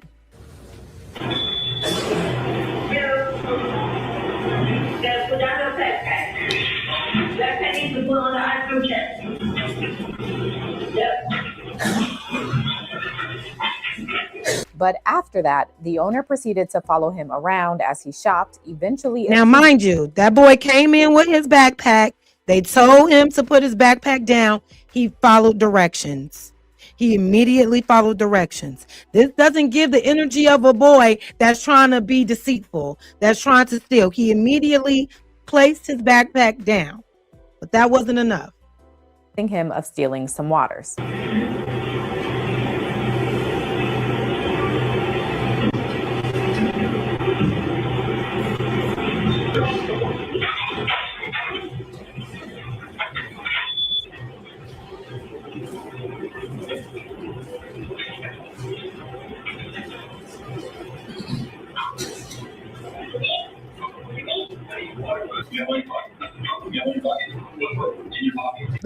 Let's go back a little bit. Let's go back. because I want y'all to see. Can y'all see clearly? Let me make it bigger for y'all.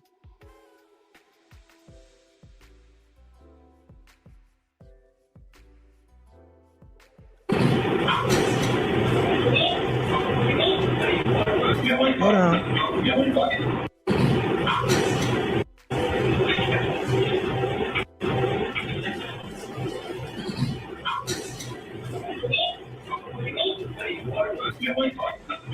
So it looked like, to me, it looked like he was putting shit back in the refrigerator. That's what it looked like to me. Look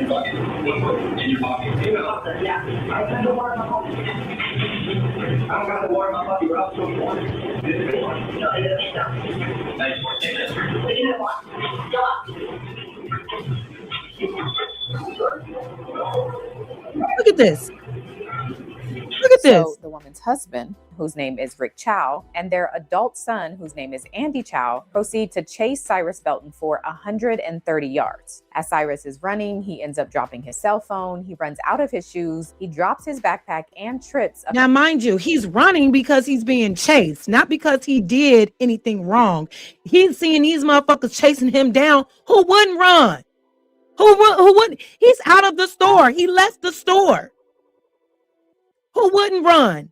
But they gonna try to use that to make it seem like, oh, he was running because he was freaking he was guilty. You know, he was trying to find something. I mean, I'm sorry, he was trying to hide something, which is what this racist ass country does. Couple of times. This is a video of the path Cyrus ran and Rick and Andy followed behind. Look at this. Look how far these motherfuckers ran after him. Over a water. Oh my God. Oh my God. Now, as this chase is happening, a number of people who were driving in the area start to take notice, particularly the two women in this BMW video. I had pulled onto the lot and I stopped. At that point, I saw them, Cyrus run across the street, them chasing him. I saw Cyrus trip and he got up, and I was excited because I wanted him to continue running, but he didn't get up straight up. I thought he tripped again and he went down. So then I drove down there when I stopped and asked if they needed help. Was everything okay? Mr. Chow was in a shooting stance where he's standing upright with his legs and he had his arms like this. We pulled into the gas station. As we were pulling in, Cyrus was running out, and behind Cyrus was his son and Mr. Chow. So Cyrus was running out, his shoe came off. He was pumping his arms and holding his pants. He was running for his life. That poor baby. With the other arm, he crossed the street and he tripped over the curb. At that time, he got back up. I see Mr. Chow step out. He had his arms up. And then we see Cyrus fall again to the ground. He kind of like crawled, basically, to the place where he passed. So we're in here. Yes, he was on his way back up. Mr. Chow was already like this. Did you see Cyrus Carmack Belton turn around at any point? No. Did you see him point anything at Rick Chow or Andy Chow at any point? No. And then the driver of this white car testifies about what he saw. Okay, so when he fell after he had got across the street. Okay. It was something over there that it looked like he had to trip up over or something. The first fall was real. And I don't understand how he was able to be acquitted of all of these charges and claim self-defense after you ran that boy down. It's no longer self-defense when you are chasing the person that you claim you're being self-defense from. Like you're defending yourself from. You can't. The system is fucking broken. And I'll say it over and over again, because if it had been the other way around, you already know. Y'all already know. Let that have been a black store owner chasing down anybody that's non-black. Anybody. Anybody that ain't non-black, under the jail immediately. No trial. You're cooked. But this nasty ass Asian motherfucker ran miles. Him and his grown ass son ran down miles with a gun to try to get someone that they thought was stealing a water from. A water. It's absolutely disgusting. And my thing is, what are niggas that in the space talking about this shit? What the niggas that be like, racism don't exist, you know? Racism not a real thing, you know? It's just in your mind. What the fuck do you call this shit? Because it ain't nothing but racial injustice to have this man, that man, be acquitted of all these charges after running down on that young man and killing him over a fucking water. You gotta be kidding me. Okay. Yeah, he tried to get back up, but it was more so of a stumble versus him standing straight up. Okay. It's like he stood up almost all the way up completely. He maybe took a step, if that, and that's when he shot. Okay, but he fell towards the grass. Yeah. All right. And at this point, when he trips, where's Rick Chow? Can you point to where he is? He's like right behind. So if Cyrus trips up here, Rick Chow. All right. Did you ever see Rick Chow out here in the road? No. Did you ever see Andy Chow out here in the road? No. Cyrus fell right here. You saw Rick and Andy side by side. I think you said this kind of area. Yeah. And then there was one more eyewitness whose car wasn't caught on the video surveillance because she was coming the opposite way because she was leaving from her apartment. I seen a young man running. I heard a pop sound. And my aunt said, "What is that?" We saw a young man go down to the ground. And we saw an older man had a gun in his hand pointed in a gun stance. Oh my God. God. I just want to make sure we're seeing what we see. So we drove out real slow. And we still see Cyrus on the ground. Looked like he was trying to push himself up, like how somebody's doing push-ups, but they're shaking really bad. And he propped back down on the ground and started banging on the ground like in pain. And then my aunt, she said, "We need to get out of here." So we drove up to an empty parking lot near where the old Columbia Mall is at. And 911 had me on hold for a long time. So we hung up and we called again. As a result of being shot in the back, 14-year-old Cyrus Carmack Belton passes away, and Rick Chow is arrested and charged with murder. But Rick Chow 14. Oh my God. I was about to get choked up a little bit, y'all. This really like bothers me because it's never going to stop. Right? It's like there's like this unwritten rule when it comes to the treatment of Black people amongst every other race. It's like this unwritten rule. Fuck them. They Black. Who cares? This baby was 14 years old, y'all. It's really sickening. Chow's defense is that this isn't murder. He says it was actually self-defense or in defense of his son, Andy. And so that is what the heart of this case is all about, murder or self-defense. And that's because it turns out that 14-year-old Cyrus Carmack Belton was carrying a firearm that day. But what Cyrus did with that firearm is what's in dispute. According to prosecutors, Cyrus didn't pull out his firearm. It fell out of his pocket when he fell. The evidence will show that after they chased him out of his chute. Now that's new. That's new to me. I didn't know he had. Why? Let's just keep watching, y'all. Make sure y'all hit the like button, please. Thank you so much. Dropping phones down Springtree Road after he tripped over a curb, fell, dropped his backpack. We believe that gun spilled out of that pocket. And within moments after that gun spilled out of that pocket, that man shot Cyrus Carmack Belton in the back with a .45 caliber. And the fact that he was shot in the back. What's going on, Shicey Avengers? Thank you so much for being here. with the fire emoji and the $5 super chat. Thank y'all so much for adding a little color in the chat tonight. I see what y'all did. That first hour, y'all was like, fuck this nigga 2K. We ain't paying attention. Y'all ain't show. Well, y'all stuck around, so y'all still show love. But I appreciate y'all staying and hanging out. Thank you so much for the super chat. Let's keep it moving. Let's keep it going. You know, we got some things to get through tonight. But my point was that you shot this man in the back. Even when you have an accident and you hit somebody from behind, you're automatically at fault. You're automatically at fault. That person is in front of you. That person is driving away from you. This person is in front of you. That person is running away from you. Now we are miles down the road away from the motherfucking store itself. And you shot that man in the back trying to get away from you. How did the judge and how did the jury come to this conclusion is what I'm trying to figure out. Pistol. But the defense, on the other hand, says Cyrus pointed that gun. Mr. Belton pointed the gun at Andy Chow. And you could tell his old white ass been lying in courtrooms all his motherfucking life, getting whites and Asians and corrupt ass people off all his life. You could tell because you can always tell a demon. Look how they age. Look at his hair.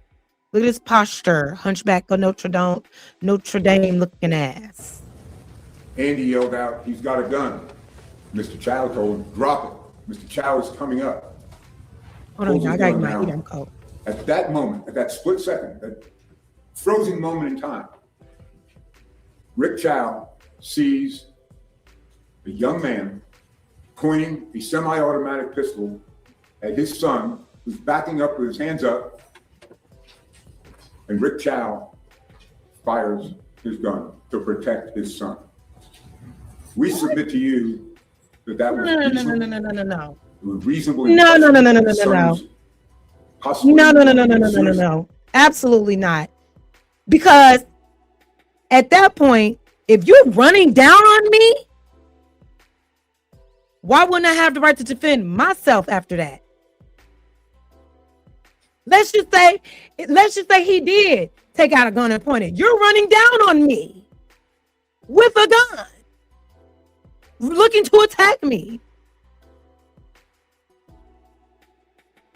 So why couldn't that have been used to try to rationalize the reason why he may or allegedly pulled out a gun, which he did not. But you know, they will find any reason. And where was that gun exactly? Injured or died at the hands of somebody who had a gun pointed at him, that was a reasonable belief, and he fired his weapon under the law in defense of his son. So again, that's the issue for jurors to determine. And in an effort to prove their side beyond a reasonable doubt, prosecutors... That is a great freaking question, Big Play. If he was pointing the gun, how did he shoot him in the back? This is why I cannot stand the justice system. This almost reminds me of that one story. Oh my God, it's very similar. There was a story long time ago. Y'all think, there are so many things that have radicalized me when it comes to like protecting Black people and protecting Black men and women and speaking out against social injustice and systemic racism and oppression, because they play in our fucking faces at the expense of our lives. There was a story, I can't remember the name of it, but it was a story in the South. It was a story in the South, and I'm just talking and pertaining to how they can lie so well about guns being pointed. There was a boy that walked into a gas station. Young man, he wasn't a boy, he was an adult. There was an adult Black man that walked into a gas station, minding his own motherfucking business. But prior to him being there was a fight that had ensued. So it was almost like a wrong place at the wrong time type of situation. I see y'all in the chat. Those are also situations. But listen to this though. And if anybody can recall it, find it for me. He came in. He was not in the scuffle that allegedly happened in that gas station. He was not involved, but he ended up getting arrested. And before he even could get out of the cop car, he ended up shot dead in handcuffs in the back of a squad car. And you know what these motherfucking police and their defense attorney said? After he was searched, before being put into the police car, before being put in handcuffs, they didn't find any weapons on him. But once he got inside of the police vehicle and they pulled up to the damn police station and they pulled into an area that was a little off to the side, a little dark, not a lot of cameras. It just showed like the side of the police vehicle. He ends up shot dead. And you know what these motherfuckers said that man did? They said that man committed suicide. They said that man, after being handcuffed, you're handcuffed to the back, okay? You're handcuffed to the back. They had already searched this man, found no weapons, but all of a sudden a weapon was found on him that he was able to reach into his ass crack, because that's what they was basically trying to say, like he reached down in his pants or something that a weapon that they just couldn't find after they did their search, so you failed him then.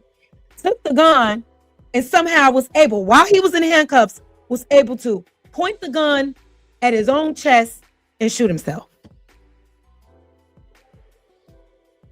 How the fuck could anybody, unless you're some magician, contortionist type of person, how can you concede to the idea that a man that is in handcuffs can pull out a gun from the back of his pants and end up shooting himself with it, with those same hands in handcuffs in the chest? And you know what they say? Well, he was saying he didn't want to go to jail, so he just said, you know, I'm out, I'm done.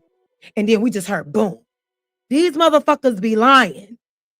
And I'm so, and it's like it's in their nature. It gotta be. Same shit. How can you sit here and say that man pointed a gun at you, but he ended up shot in the back?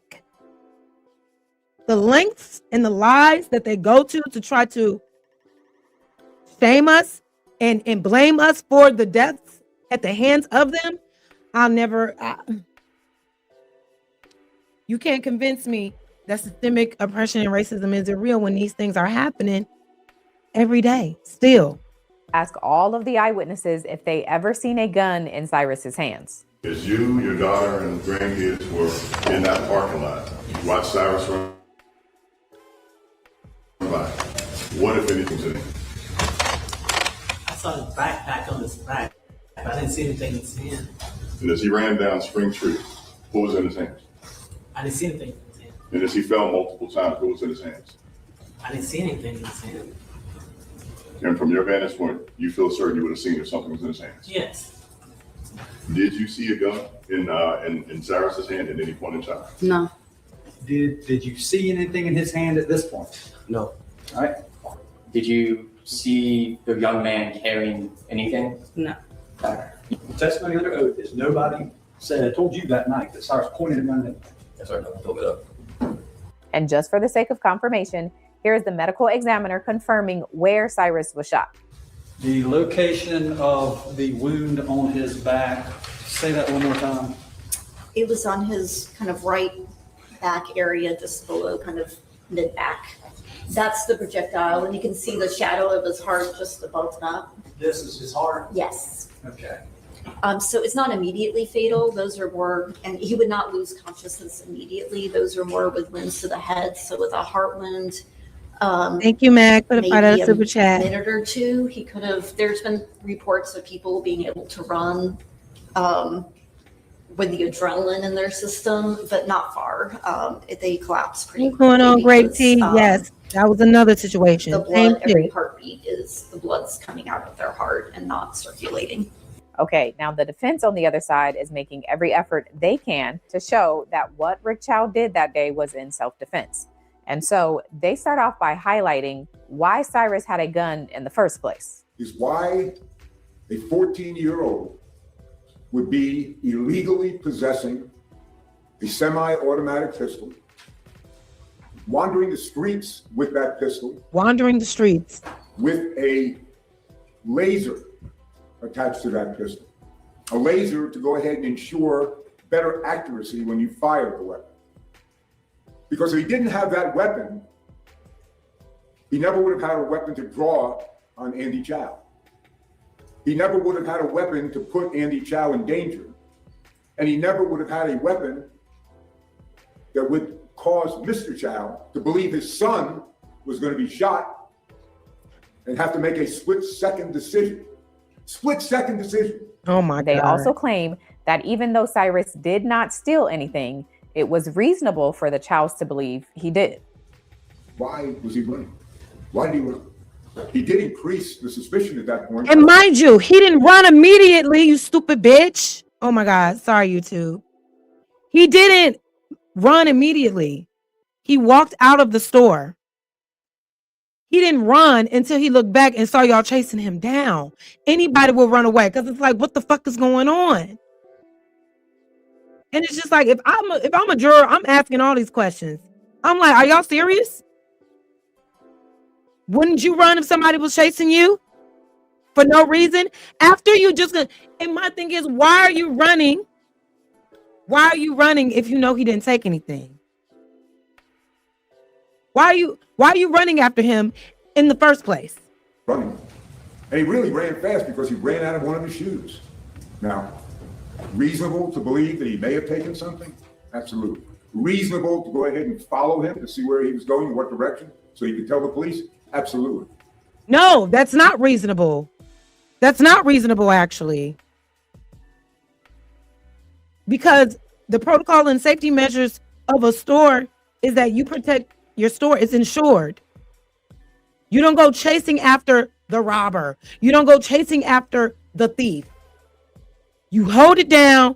You stay calm. You give whatever it is that they want so you can walk out of this alive.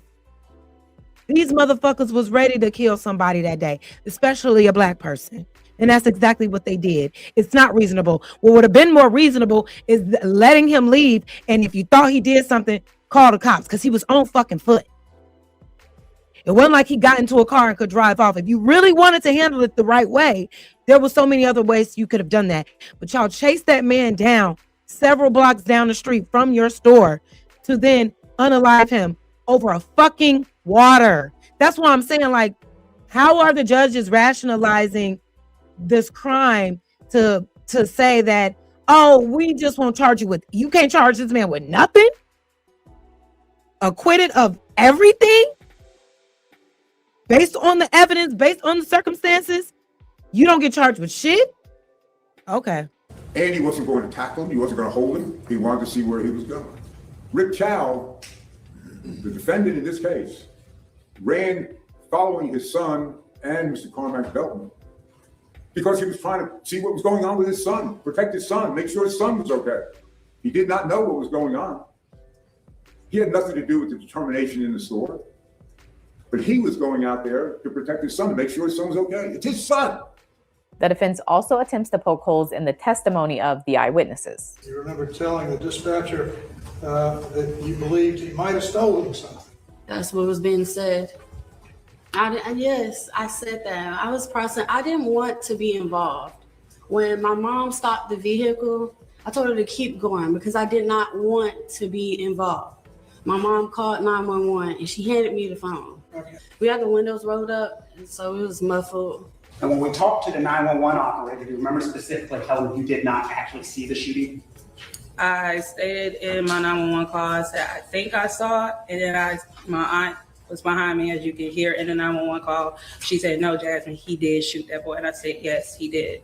And then when the officer dispatch, whatever they call those 911 officers, they asked you a question. Did you see him shoot the boy, or did you just hear the gun go off? And your response was, we just heard the gun go off, and then we happened to see the owner pointing the gun at the boy while he was on the ground. You remember that? Correct. It's not okay, is it? It's not okay? I didn't say that it was okay for a child to have a gun. I never said that. And then let me follow that up with that question. It's not okay, is it? I mean, it depends on what point you come from. I don't. And it's a lot of fucking nerve for these white folks because they literally grow their kids up holding guns, taking photos with guns, knowing how to shoot a gun. Why you sitting here trying to say it's never okay? That's damn near y'all culture. That's what y'all believe in. Our guns. We need our guns. Y'all take y'all kids and make sure they know how to shoot way early in the game. It's a trick fucking question. Please explain. What point would make it okay for somebody under the age of 15 to possess a firearm? I wouldn't know. Well, you do know. You just said it depends. So let the jury know, based upon the questions from the state and your answer, when is it okay for someone under the age of 14 or a child to have a gun?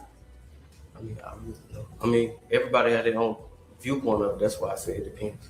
And when the lead detective testifies, the defense asks him if he found Cyrus's behavior in the store to be suspicious. And so you saw the young man put water bottles in, put water bottles back out several times, or twice maybe, I think. Well, he took them out and then put them back. Right. You thought there was nothing peculiar about this. No. Right. Cyrus Belton went into the store with a firearm. He did. It was illegal for him to walk into the store with a firearm. It was illegal. Through your investigation, you found no money or payment ability for Cyrus to pay for anything in that store. Did not. The book bag you found had nothing inside of the book bag. There's some papers in there, but essentially, no.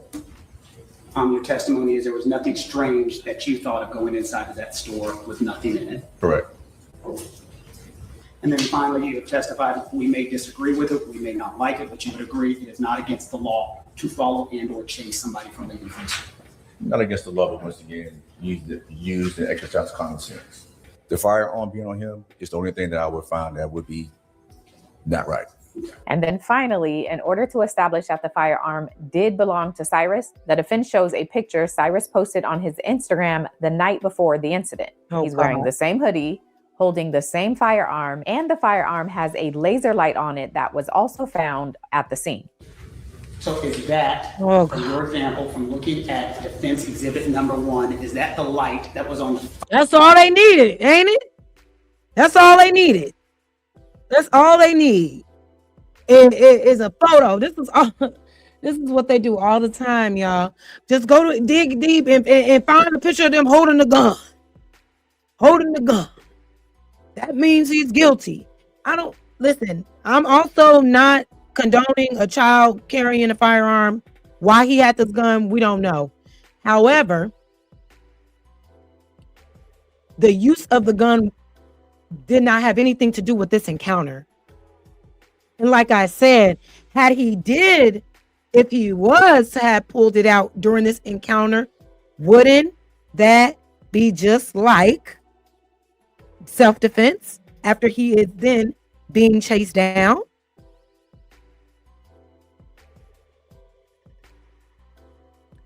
This is all they needed. This is all they needed to try to prove their case, y'all. And it sucks. And we got to do something, because it's so crazy, because non-Black children can take photos with guns all day. Them white kids, it's like an honor for them, right? They'll never use that against anybody else the way that they use it against us. But as soon as a Black person, a Black child, gets online and posts a dang on weapon or whatever, playing around like that, it's automatically used against you, even when it has nothing to do with the case itself. That's what be confusing me. What does that have to do with this? Firearm that was found on scene that day. It appears to be. And that would be the firearm that we believe is in State's Exhibit number 11. Yes. So again, through the course of your investigation, do you not find it strange, weird, peculiar that on the day before this, or within 24 hours, this is posted and then he goes into the store through your investigation? You should. Y'all, I got distracted by some breaking news, y'all. I don't know if we're going to pivot or not. Let me get through a couple things. But this shit just pissed me off. This just pissed me off. And y'all, you know who I'm talking to in the chat. But let me go back a little bit. Hold on. Let me see what he just said. Do you not find it strange, weird, peculiar that on the day before this, or within 24 hours, this is posted and then he goes into the store through your investigation? You shouldn't have had a gun, period. Okay, that's the recap for day 1 and day 2. The defense is up on day 3 to present their side of the case. So we will see if Rick Chow himself testifies and if his son Andy will testify. All right, so y'all, let's get into the next video. That was from I'm Not a Lawyer, but shout out to her. Thank y'all so much for being here. Make sure you're getting the likes up. We rocking and we're rolling and we're rolling and we're rocking. Yeah. So she did another really great breakdown, more recent one, in regards to the recap. This was 3 days ago. So let's get into the second video. Thank y'all so much. I'm not a lawyer, but let's get into day 3 of South Carolina versus Rick Chow. And before we get into the specifics, let's clear one thing up. Cyrus Carmack Belton did not steal anything from that store. He did not. He saw something that he thought, Andy Chow saw something and he thought looked heavy in his hoodie, in the pockets of his hoodie. And that could have been something that he took, like the water. Well, we now know that it wasn't the water, but it was a semi-automatic loaded pistol with a laser on it in those pockets. You were pretty certain that he never pulled out, that he never pointed, that he never made a threatening move towards anybody in the store with. So it doesn't fucking matter. I don't care. I don't care. Y'all ran down on that little boy. Y'all ran down on him because how dare a black boy come in here and act like he gonna steal something from Mr. Chow looking ass. That's all this is. And y'all think if it was a white boy that came in there and did that, they would have acted that way? I just want to know. I just want to know. you took that one. I did believe that he had stolen something, yes, sir. But you're wrong. Stole a water, nigga. He stole a water. And now you're on trial because what? You just had to defend that water so badly? You believe he stole something, a thing, one thing. That was enough for you to run down on him? Okay. I mean, afterwards, I did learn he did not take it. Okay, so day 3 picks up with the defense presenting their side of the case. And the main witness of the day was the store owner's son, Andy Chow. At the time of the incident, Andy was 20 years old, in college, and occasionally helping his family out at the store. So the defense calls Andy to the stand to tell jurors what he says happened that day. He goes to the water cooler, and that's when I think he pockets a water. And so he comes to the front, starts coming to the front, and I ask him if there's anything in his pocket. And he says no. My mom also asks him, and then I see he turns to both of us and he tries to show there's nothing in his pocket, but he keeps his hands in the pocket and still like trying to hide something. He grabs his backpack and walks out the door, and both hands are out of the pocket now. I see something heavy just droop down in his hoodie pocket. That's when I come around the counter and I call out to him, hey, and he doesn't turn around. He just keeps going. So he left the damn store? Regardless of what you saw in his pocket or how heavy it was saying, he left the store. He clearly was not trying to use it in the store on anybody. Why the fuck? What type of sense does it make for you to see a man, a young boy, because that's what he was, a teenager, and God rest his soul. And I don't believe Mr. Chow is going to have an abundant life after being acquitted of these charges. I'm not saying nothing. I'm just saying energetically, every dog has his day. But anyway, what sense does it make after you saw what you thought was a firearm? So then you go after him after he's already left your store? It should be he left, but lock the doors until we don't see him no more, because I think I saw a gun in his pocket. You went after him.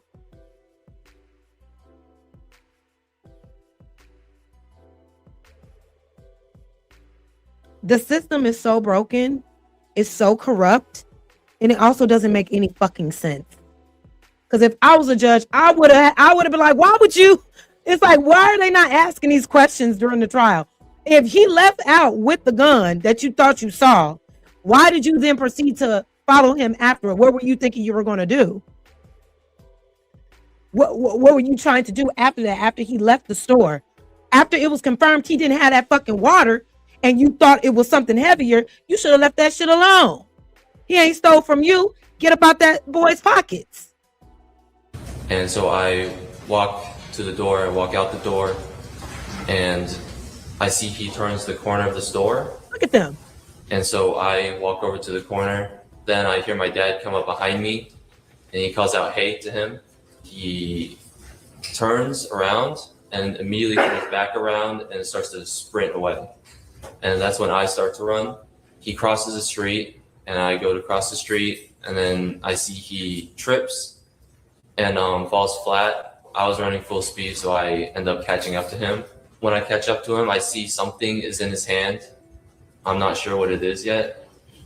But as he starts to get up, I see that it's a gun, and he points it at me. So I immediately put my hands up.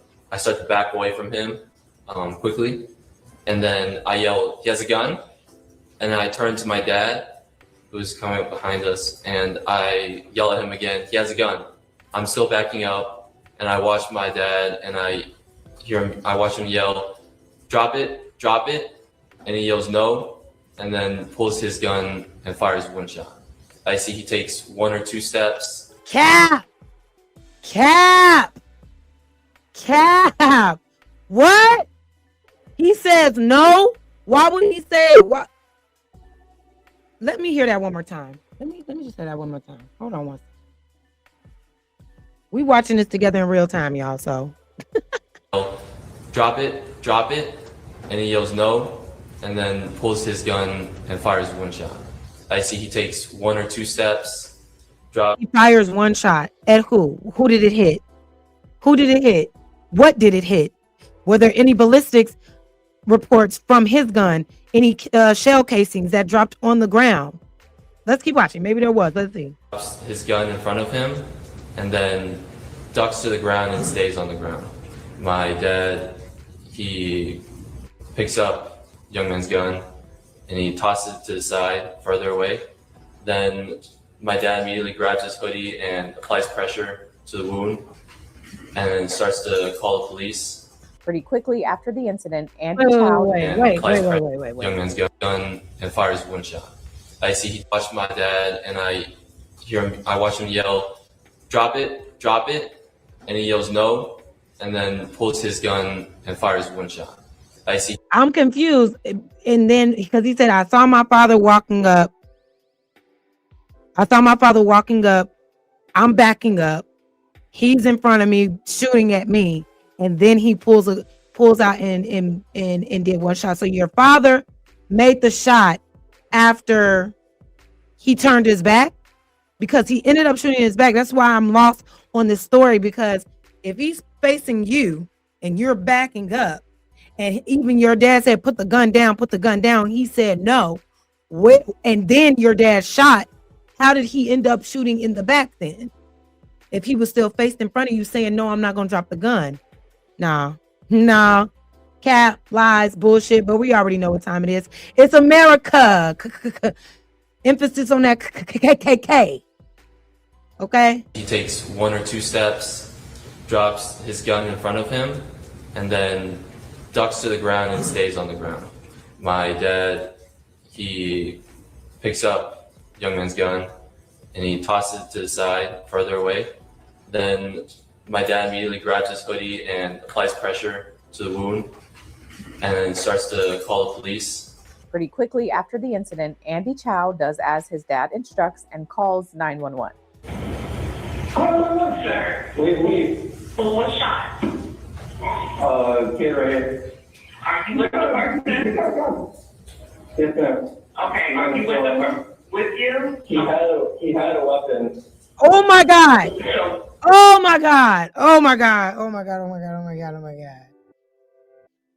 It was the tone in a kid right here, and then also saying before there was any questions asked from the dispatcher, he's already saying his alibi. Did y'all peep that?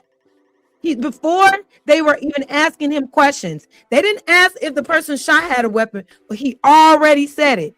He had a weapon. That's the implication of guilt right there.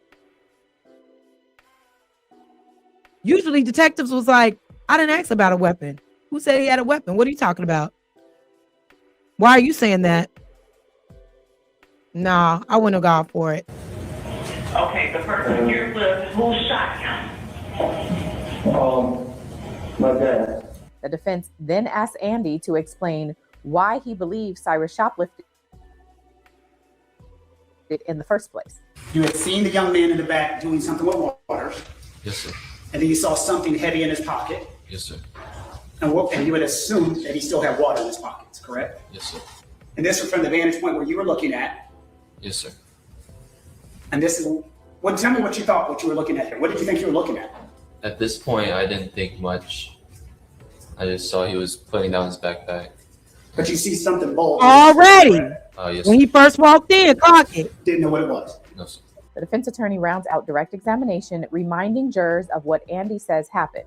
That Cyrus pointed a gun at him, and his father, Rick Chow, also the defendant, shot Cyrus in defense of his son. Andy, how did you feel when there was a gun pointed at you? Terrified. What did you think was going to happen? I thought he was going to shoot me. Who? Young man. Did you think you were going to die? Yes, because I saw the barrel just pointing straight at me. And there's been questions that this case is about 4 bottles of water. You've heard that. Yes, sir. When the gun was pulled on you, were you thinking about water? No, sir. What do you believe would have happened had Mr. Chow not shot that gun that day? I would have died. And then it was time for cross-examination by the prosecutor. Y'all know. Let me go back again The because prosecutor starts off. I'm really into like mannerisms and people's eyes and their tone. Let me go back one more time because that was some fucking bullshit. And in a courtroom full of people, how is nobody speaking up about the bullshit that's being said by this blind ass little boy? The gun was pulled on you. Were you thinking about water? No, sir. What do you believe would have happened had Mr. Chow not shot that gun that day? I would have died. And then it was I time would've for died. cross-examination by the prosecutor. And ooh, child. The prosecutor starts off by highlighting that previous to this incident, the Chows handled shoplifters in a different way. What is the wall of shame? There's pictures and descriptions of past shoplifters. How many of those people did you chase? Ooh. I chased? Yeah. None of them. Oh, You don't remember chasing any of those people that stole? I did not chase anyone. Okay. Tell me about this guy right. wait a goddamn minute. You're right. This was a whole ass hate crime. No.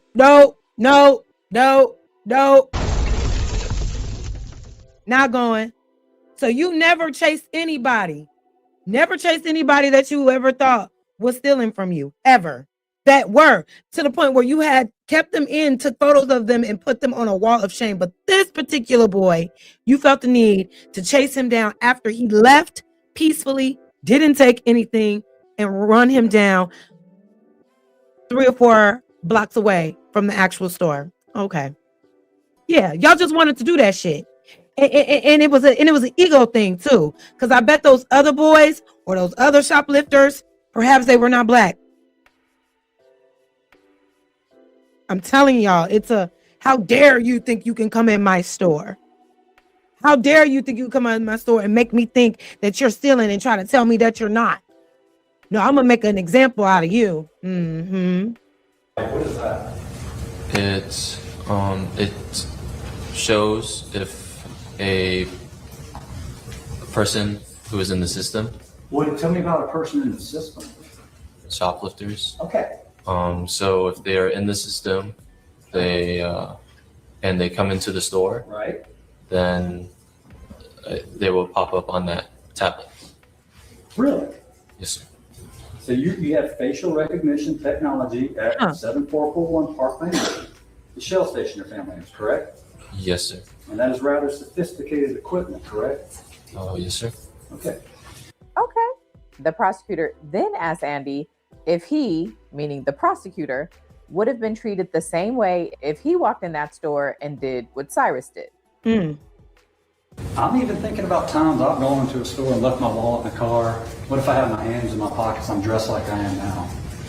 And I walked around and looked around and I couldn't find what I was looking for, so then I just walked out. Did you tell me to empty my pockets? No, sir. Why? You didn't touch anything. Let's say I did. Let's say I took some waters out and I put them back. Yeah. Well, Did you chase me? It would depend if What? I could see what you were doing. If I couldn't see, then I wouldn't know what you were doing. You can see. Oh, wait a minute. You stupid? Are you dumb?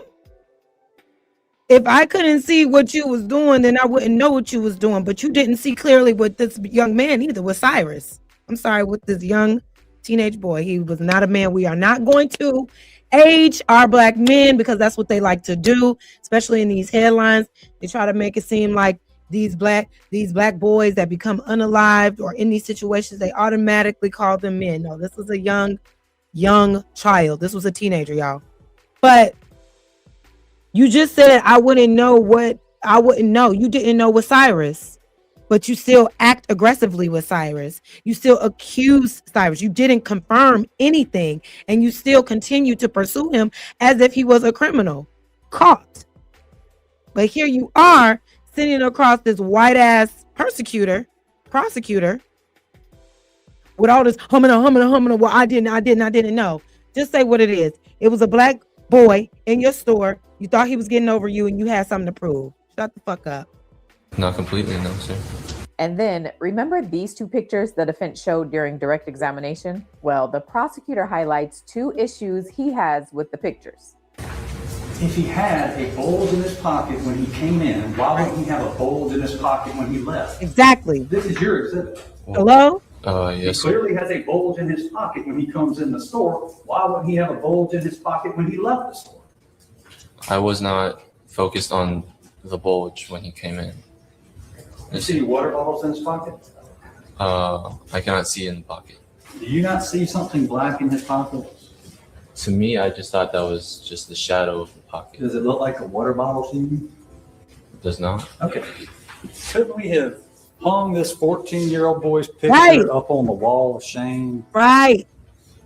Why he couldn't get on the wall of shame? Couldn't we have done that? We could have put his picture. Yeah, on the wall of shame with all those other people, right? Couldn't we have done that? You could have. What would have stopped me from doing it? Nothing. Nothing.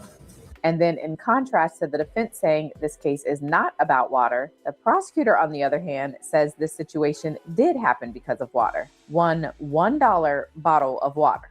How much in the year 2023 does a bottle of water cost at 7441 Parkland Road in Richland County at the Shell gas station operated by the Chow family? How much does one bottle of water cost?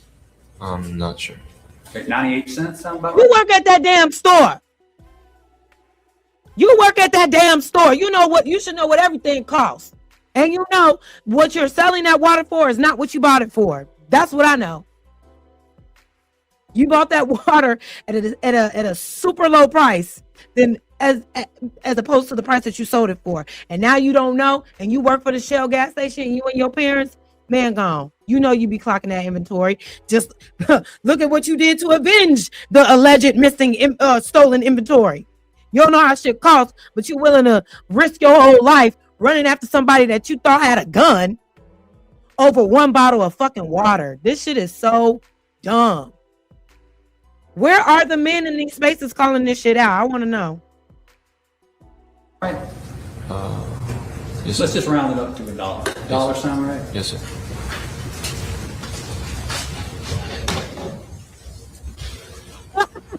Look how they wrote it. $1 worth of merchandise from the store. I did think that, yes, sir. And you were certain. I believe he had taken it, yes, sir. You strongly believed enough where you left your counter, you left the cash register and ran out, correct? Yes, sir. But you were wrong. You were wrong as fuck.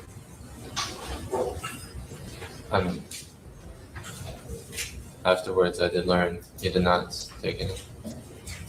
Next, the prosecutor highlights that while all of the Chow family was chasing Cyrus, they ended up leaving their store unmanned. Oh my That's God. you watching him, correct? Yes, sir. There's your father already making his way. So imagine chasing the boy that left the store with nothing. With nothing. Left the store, did not get loud with y'all, did not cause a ruckus in your store. All three of y'all. All three childs. Leave their store unmanned. Who knows how long that incident lasted after they ran several miles down the street away from the store? Right? All these men, excuse me, y'all chase them down. How long was that? You left the opportunity for your shit to really get stole from. What type of logic is that? They would have been in there stealing all type of snacks, waters, whatever the case, hop behind that register, try to take some gas off y'all ass. But that wasn't important, not more important than you chasing down a black boy down the street off of one alleged water. The fact that y'all even felt the need to run after this boy off of one alleged water lets me know this was a fucking hate crime. Because like that man said, why couldn't he have just been put on the wall of shame? You let all the other thieves go and clock their photos to put them on the wall of shame so you know who to look out for the next time. But this particular boy needed you, the daddy, and the mama to leave the store wide open.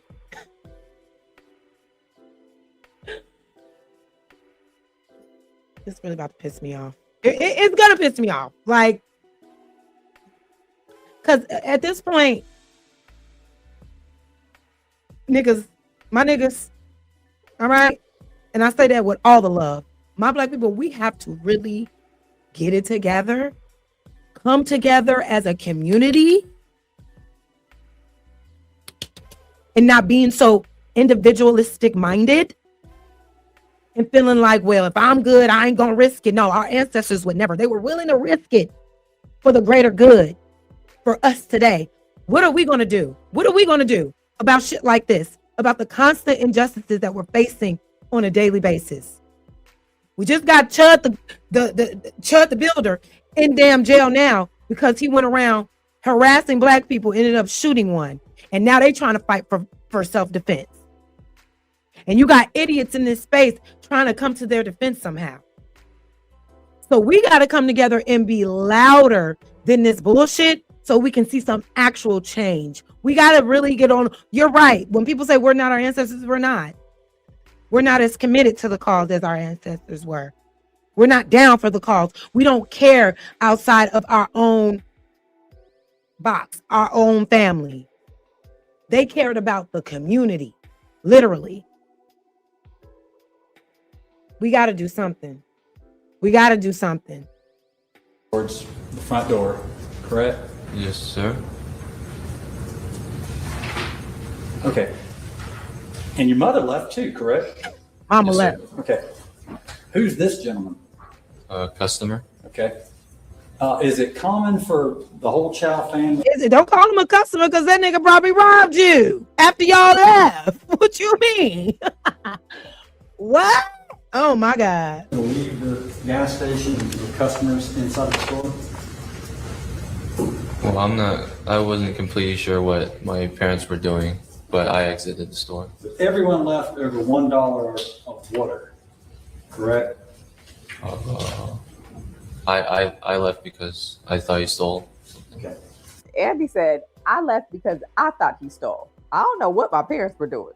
Well, I ran because I thought he had stolen something and I wanted to see where he was going.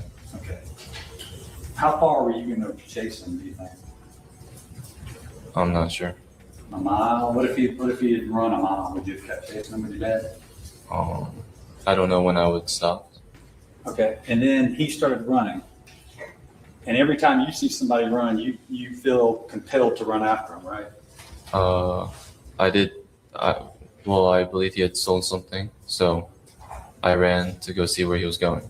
Yeah, and get that bottle of water. Gotta get that bottle what, right? How to get that bottle? No, sir. Okay, so why do we check? You want to find his direction. I know that's what. Is that your explanation? You want to find direction of travel? Yes, sir. Okay. We got videos that show his direction of travel. You can tell officers his direction of travel, right? You never even have to leave the property, do you? You could. I could get more details. More detailed on where he went. To wrap up cross-examination, the prosecutor has Andy once again walk through what he says happened. But this time, the prosecutor focuses on the laser light that had been attached to Cyrus's gun. It turns out that on the day of the incident, law enforcement found the laser light a short distance away from Cyrus's body and away from the gun itself. And their theory is that when Cyrus tripped coming across the street, it was actually a pretty hard fall. So hard that the gun falls out of his pocket and the light that was attached to it breaks off. You never saw that gun before he fell, correct? Wow. No, sir. All right. The first time you're even aware of it is when you're right on top of him and he's hurt himself and he's lying on the ground face down, correct? Yes, sir. You saw his shins just now, what he did to himself after that fall. I did see them. And it was a fairly. He hit the ground pretty hard, didn't he? He did fall flat on the ground. Okay. Do you see AA? Yes, sir. You realize that's that. So he fell before the altercation ended. So when did he have time to stand up strong and mighty, missing a shoe, messed up his ankles, just fell on the ground, the damn gun and fell? When did he have time to stand up and face you and point a gun at you? The lies, the fucking lies. Attachment to the pistol he had on him? Yes, sir. You said he pulled a gun, I saw a gun. Yes, sir. I said those things. Could it have come out of his pocket when he took that violent fall to the ground? I believe he took it out. Could it have come out of his pocket when he took? I believe he took it out. What did you see? He was hurt. He tripped and fell. Oh my God. Lord, help me through this. Cause I'm about ready to flip this damn table. That violent hit on the ground that dislodged the flashlight from his gun. I'm not sure. Could it have fallen out of his pocket after you already chased him 130 yards and he hit the ground, wounding his shin, dislodging that light from his gun? Could it have come out of his pocket at that point? It could have. Okay. You were pretty certain that he took that one, weren't you? I believe he stole it. You were pretty certain that he did. I mean, why else would you have chased him if you weren't pretty sure? I did believe that he had stolen something, yes, sir. And you were dead wrong, weren't you? I did learn that. Oh Lord, the words, you were dead wrong, literally. Literally. He was dead wrong, okay? Oh my God, y'all. Because at the end of the day, this is over a fucking bottle of water. What were you trying to prove, sir? You were dead wrong, weren't you? I was wrong. Dead wrong? He kind of ate with that, didn't he? Next up, the defense does a quick redirect to give jurors a visual of what Andy is saying happened. Is that longer than a football? That's crazy as hell. Football field's long as shit. You said that's longer. That's crazy. That's crazy. Over water, y'all. Over water. And so your testimony is you're going full speed. Someone starts to stand up, and then your momentum, because you see what's going on. That's crazy, T.O. Yes, sir. Thank you. Thank you. Was a gun pointed in your face. Yes, sir. And what did you do? Who did you yell to? I yelled to my dad. And what were you yelling to your dad? He's got a gun. He's got a gun. And then there's recross, where the prosecutor emphasizes that Andy and his father, Rick, chose to leave the store, but they didn't have to do that. They did it. Who put you and your father in that position? Who put you and your father at that location on Spring Tree Drive? I put myself there. Okay. Who put your dad there? Was he up there against his will? Did somebody drag your dad from his office all the way up that road to where Cyrus Carmack Belton was shot and killed? No, sir. He did it on his own, with his own free will, correct? Yes, sir. The shooting doesn't happen if everybody stays in the Shell gas station that day, correct? Hello? Come on. Shooting doesn't happen if everybody stays put in the Shell gas station, correct? The best form of action for everybody's safety is to stay your ass in the damn store in the first place. And I see why they're moving like this, because they own it now. You know what I mean? Owners like to take matters in their own hands. But look at where you end up. That's why they tell employees, don't run after nobody. Sit your ass down. That's the safest way to get out of the situation. Let them take whatever. Y'all be seeing in videos, people running up in stores and just putting shit in bags and walking right out because they can't apprehend them. They cannot force them to stay. They cannot chase them down. But they chose to chase them down out for one bottle of water for whatever reason. And I believe that reason is because that baby was black. That baby was black. And they felt a way about it. Goddamn. Yes, sir. Thank you. And then another redirect. It doesn't happen if Cyrus doesn't put a gun on you either, correct? Correct. Thank you. No further questions. And then the final recross. You don't even know there's a gun if you stay in the gas station. Right? John. Did y'all hear that?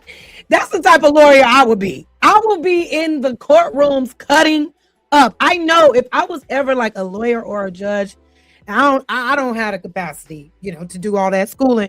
But the way that I will be in the courtroom cutting the fuck up when it came to these cases, because I had one small thought about it. Like, maybe I should be a judge. Mm-hmm. Yeah, you know what I mean? Or a defense attorney when it comes to stuff like this. Because I will be in there going off, flipping tables, throwing shit everywhere. Because why are you playing in our faces? I would be looking at the jurors like, you guys are intelligent people, right? You can clearly see and hear. You see the evidence. You can hear their testimony. You're not dumb. That's why you're over here as a juror, right? Right? So what side are you really going to take after hearing all of this? The boy ran out with no water, tripped and fell. They found it laying next to him. He allegedly was pointing from the front, but ended up getting shot in the back within that same fucking less than a minute. I fuck with this lawyer. That's not. Unfortunately, it didn't do enough because this man got off, and we'll get there. But that's how I would be, yelling and screaming because you're playing with you're insulting my intelligence and you're playing in my fucking face. Had you not left the damn store, none of this would have happened. And the reasoning behind why you left the store doesn't make fucking sense. Why'd you leave? Well, we thought he stole a water. A water? He didn't appear with a, what do they call it? What do they call it when you armed robbery? No. Did he try to break into the damn ATM machine? No. So you ran up out of there with a weapon over a water? That would have been enough to be like, no, you're going to jail. That was uncalled for. You took an innocent life. And like somebody I think said in the chat, that's at least first-degree murder. At least.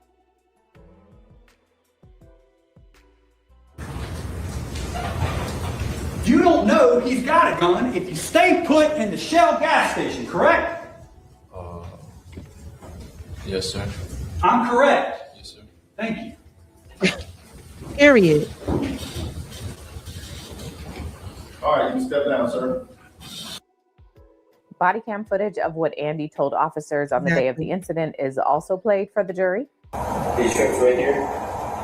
And then that's when I got off to him. And where my dad is right there, I called up to him like right here, like standing right next to him. Or no, not the same, I was like running next to him. And that's when he had like pulled out the gun. And then I yelled gun, and I like backed up, I like stopped. And I asked my dad, like, he's gonna stop, like drop it or something. And then that's when my dad, he didn't just drop it. So then my dad shot. And then They was getting that story together before them cops came. They was getting that story right together. Right together. Let's go back. like drop it or something. And then that's when my dad, he didn't just drop it. So then my dad shot. And then he had dropped the gun. So my dad like pushed it to that second tree over there. And then the final witness of the day was this woman. She was an EMT student who just happened to be passing by the area on the day of the incident. She pulled over to conduct CPR and try to help Cyrus. Wow. But the reason her testimony was important for the defense is because South Carolina doesn't have degrees for murder. You know how most states have first-degree murder and second-degree murder? Well, South Carolina just has murder, which is defined as the killing of any person with malice aforethought. And just to be clear, malice aforethought does not mean a ton of premeditation. In South Carolina, malice can be formed in a matter of seconds. That phrase really just means, did the person commit this murder with bad or evil intent or with extreme disregard for life? Yes. Yes. Yes, he did. He ran out with the gun, chased him down, shot him in the back. The moment they left that store, it was malice intent and a disregard for a life. They were running after him to unalive him. You can't tell me any different. At the very least, hurt him in some kind of way. So yes, the question that all yeses for me, from what we can see. This entire trial, the prosecutors have been trying to show that Rick Trout maliciously killed Cyrus, while the defense, on the other hand, has been trying to show that Rick Trout did this in defense of his son, or at the very least, that he didn't do it maliciously. That's why they've emphasized that immediately after he told his son to call 911. That's why they've emphasized that he stayed on scene and spoke with police. And that's also why this last witness was called to the stand, because she's able to testify about what she saw Rick Chow do after he shot Cyrus. Just watch. As I was doing chest compressions, he was doing mouth to mouth. He was sucking the vomit out of Cyrus's mouth, and he was spitting it to the side of him. Hold up. You tracking? Also, since I went over South Carolina's murder charge, it's worth noting that they do have a charge for voluntary manslaughter, which is defined as killing someone. What the fuck? Wait a minute. What did she just say? You saw him doing what, girl? Hold the hell on. To the side of him. Hold up. You tracking? Also, since I went over South Carolina, he was sucking the vomit out of Cyrus's mouth, and he was spitting it to the side of him. Hold up. You tracking? Also, since I went over South Carolina's murder charge, it's worth noting that they do have a charge for voluntary manslaughter, which is defined as killing someone in a heat of passion. And then there's involuntary manslaughter, which is basically doing something reckless that you know could kill somebody. So voluntary manslaughter and involuntary manslaughter would typically be lesser included charges to murder, meaning if the jury feels like the prosecution didn't prove murder, they would have the... How does it not prove murder? It's hitting all those marks. Murder, if it is with malice intent, even manslaughter, he's checking all the boxes. So how was he not charged with anything at all? Option to say Rick Chow was guilty of manslaughter or involuntary manslaughter. But in this case, there are no lesser included charges. Prosecutors either proved beyond a reasonable doubt that Rick Chow killed Cyrus Carmack Belton with malice, or they didn't. So that's where we are. Closing arguments are on Monday, and then jurors will begin deliberating. And I'll be talking about this one on my podcast. I don't know what that was about, y'all. With her, sucking this out, the vomit out. What is that protocol? I don't know. I ain't never had to save nobody's life. What the hell was he trying to do with that? Seemed like they was scrambling trying to save that nigga life after they realized, oh, I just killed somebody for no reason type shit. That shit crazy as hell. So let me get into the final verdict video, y'all. Podcast Yeah, next week, and I would. because in case y'all didn't know, you know what I'm saying? Hold on, let me remove this. In case y'all didn't know, that man was found not guilty. That man was found not guilty.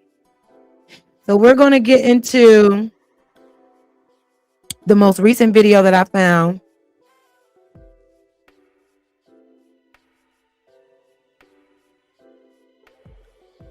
Let me see. All right, let's get into this video real quick. Thank y'all for being here. Make sure you hit the like button. Sorry, I'm looking all puzzled and shit. Hold on. Let me pause it up. And let's hear this goofy ass, dumbass, unfair verdict.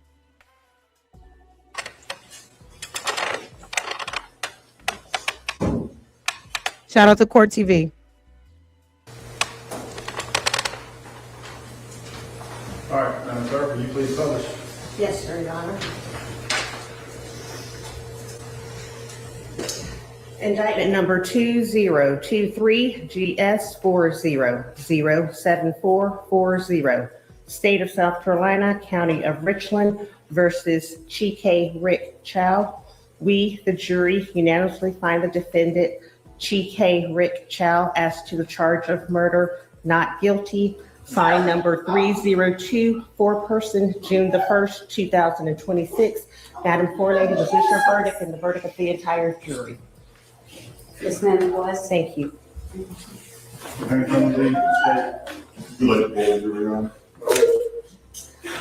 Madam Forelady and ladies and gentlemen of the jury, I'm going to ask you 2 questions relating to your verdict. Please answer yes or no to each. Number 302, was this your verdict? Yes, it was. Is it still your verdict? Yes, it is. Number 2. Look at this family. Look at this family. 257. Is it still your You verdict? can't tell me. This is about to make me cry. This is about to make me cry. Because you can't tell me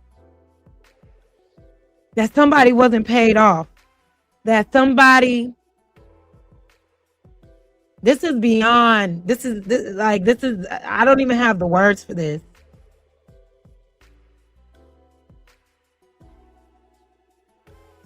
How can you find this man now not guilty on anything?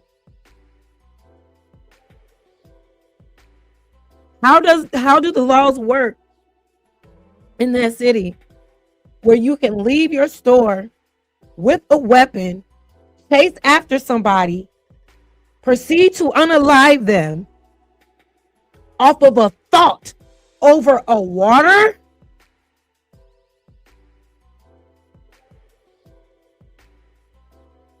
And now this family has to suffer forever?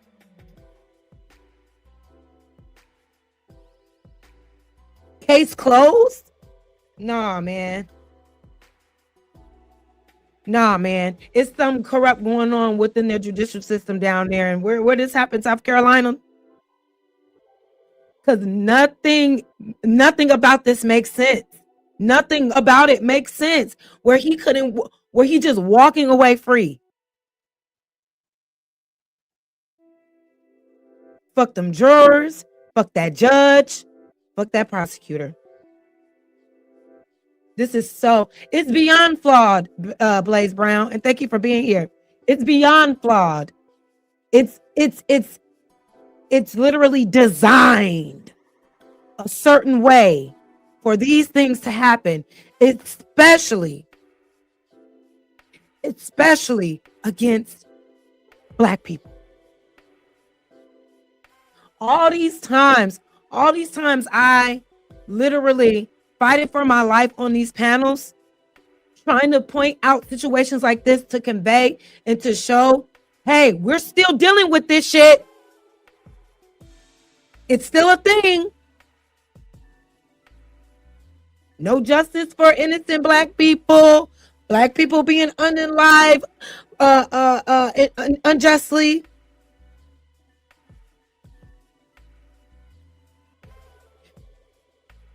You're being a victim. Well, maybe if he just wasn't da. That boy did everything right. He paid. They asked him to put down that backpack when he walked in. And he put it down. On camera, putting away waters. We saw him then proceed to leave peacefully. Told them, I ain't got no water. And he got up out of there. But it's some weak ass motherfuckers out here will try to justify this shit. Will try to rationalize this shit. Well, why did he have a gun in the first place? I don't care what the fuck he had. Did he use it in this situation? No, I don't think so. Was it I don't know. Or whoever was on the defense side. That is what I'm talking about. I may have not used the proper term. Fuck whoever was on child's side.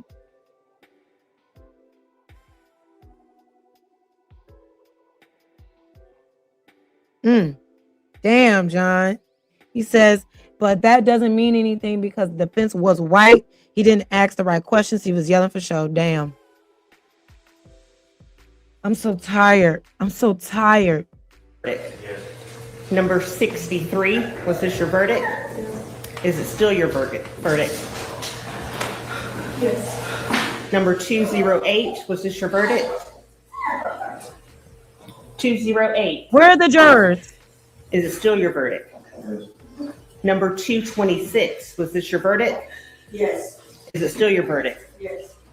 Number 329, was it? Can they not show the jury or something? I want to see what these jurors look like. Is this your verdict? Yes. Is it still your verdict? Yes. Number 222, was this your verdict? Yes. Is it still your verdict? Yes. Number 164, was this your verdict? Yes. Is it still your verdict? Yes. Number 21, was this your verdict? Yes. Is it still your verdict? Yes. Number 204, was this your verdict? Yes. Is it still your verdict? Yes. Number 232. Oh my God, I'm fucking disgusted. How dare you take the pose of praying hands after you did something so egregious and so unnecessary and so uncalled for and unwarranted?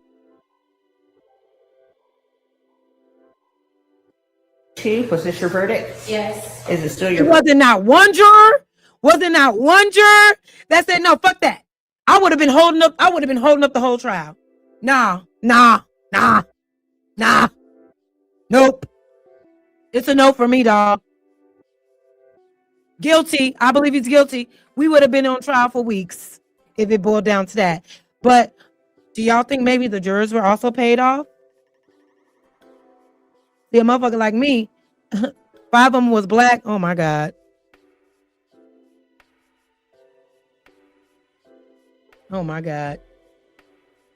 They were either paid off or threatened. I can't. verdict? Yes. Number 259, was this your verdict? Yes. Is it still your verdict? Yes. The jury's been told, Your Honor. Very good. Anything else? Not at this time, Your Honor. We just like staff post-trial motions. Normal 10 days if we feel those are. 10 days for any post-trial motions you may have, any from the defense? Okay. Nothing for Your Honor. Okay, thank you. You can return to your jury room. I'll be right back there. We'd like to thank the jury.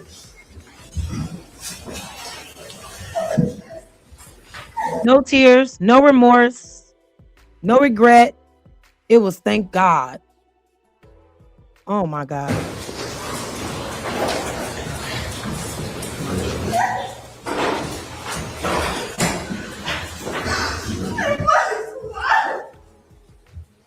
That poor mom.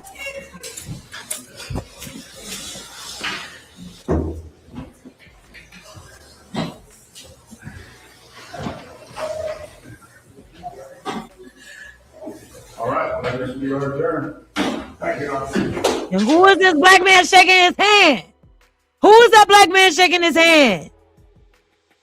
My God, today.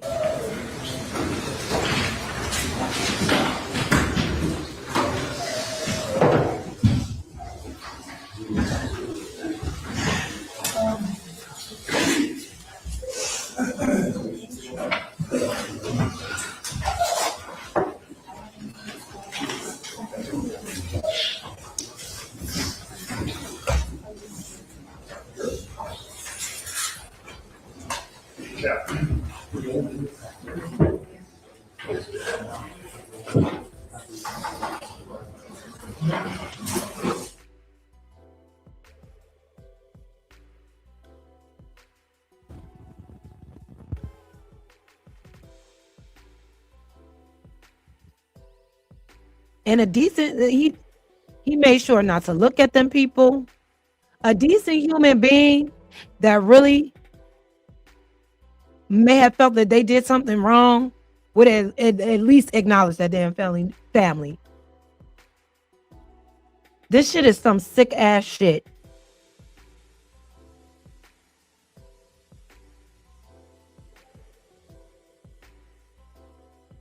He kept his back towards them. He couldn't even, oh my God. Oh my God.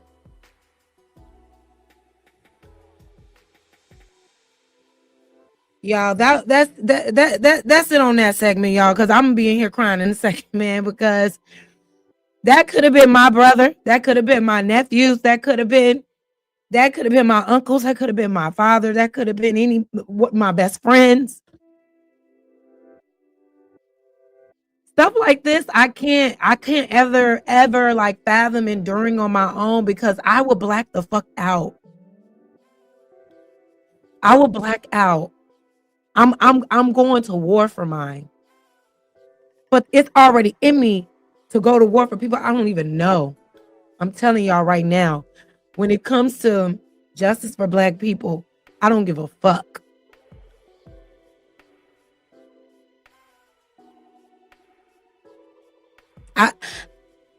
I would lose my shit proudly.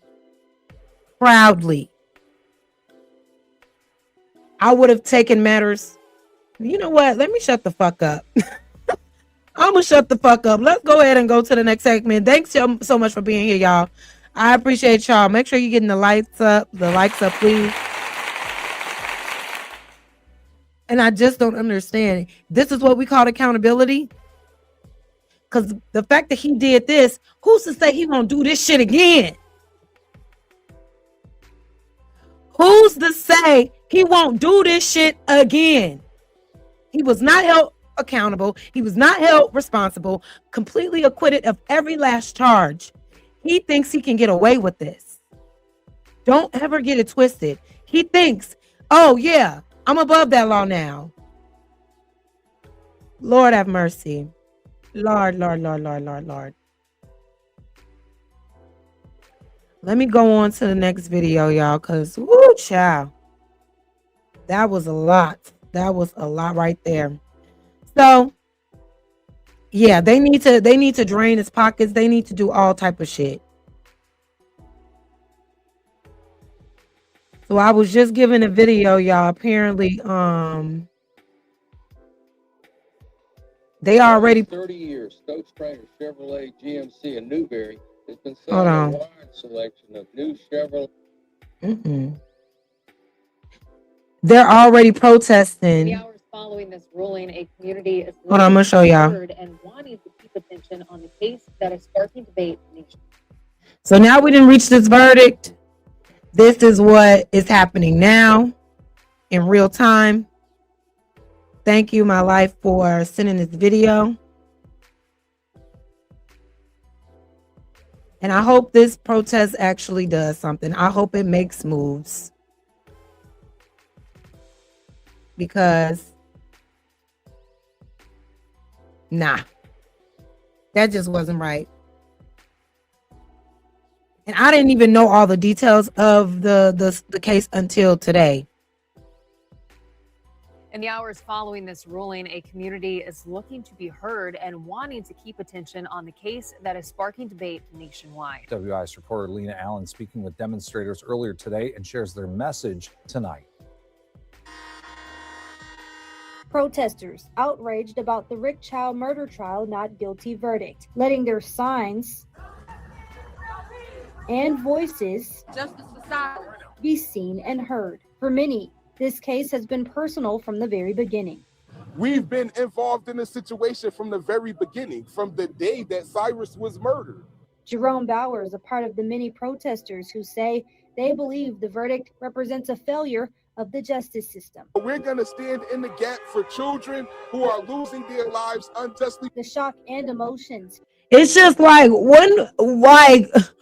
we've been saying this shit forever. We've been protesting. We've been fighting for justice. When does it end? When does this country leave Black people alone and do right by the very people that have built it, that have built this country, that maintain this country? Y'all take and extract everything. Like, what needs to happen? What needs to happen? I don't have the answers. I just know something needs to happen. When are you going to leave Black people the fuck alone?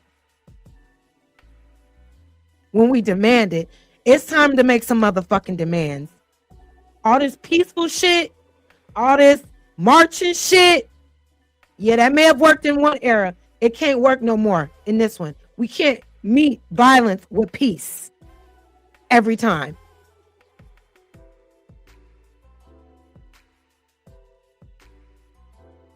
We're going to have to shake some shit up for us to really get the justice and the respect that we are long overdue.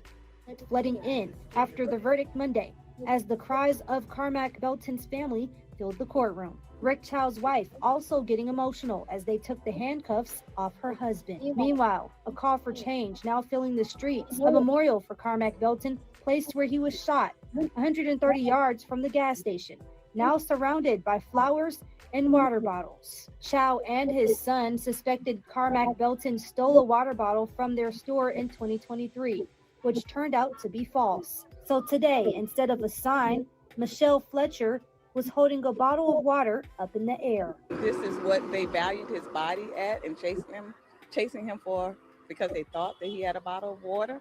And I just feel like his value is so much more than this. As this protest has grown, so have RCSD deputies patrolling the gas station. They now have gates up to block off the area. An RCSD spokesperson says the new gas station owner decided to close down after yesterday's verdict until further notice. Lena Allen, WIS News 10. Now, we spoke with the current owners of that gas station, and they're making it clear that they are not connected to Chow and have owned the property since November of 2023. They sent a statement reading in part, quote, "We have never had and do not have any relationship, association, or ties whatsoever with the Chow family. We are completely new owners of this property and we're not involved in any events that may have occurred prior to our ownership," end quote. Shut it the fuck down. Burn it down. Shut it down. It has to go. It has to go. I'm sorry. Why would you even want to take that over? You can read the full statement on our website right now at wistv.com. My God. That's so crazy to me. So we got another case going on with Karmelo Anthony now.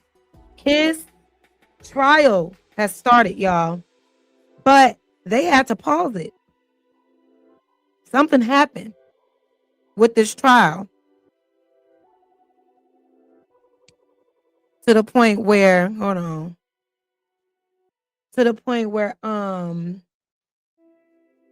they had to push it back because of some shit going on. I want to know what the hell going on. So we're going to break this down real quick and watch this quick video. Now, oh, wait a minute. Hold on. I had a video right here. Hit the like button, y'all. I'm coming. Auntie coming. Hold on. Hit the like button, please.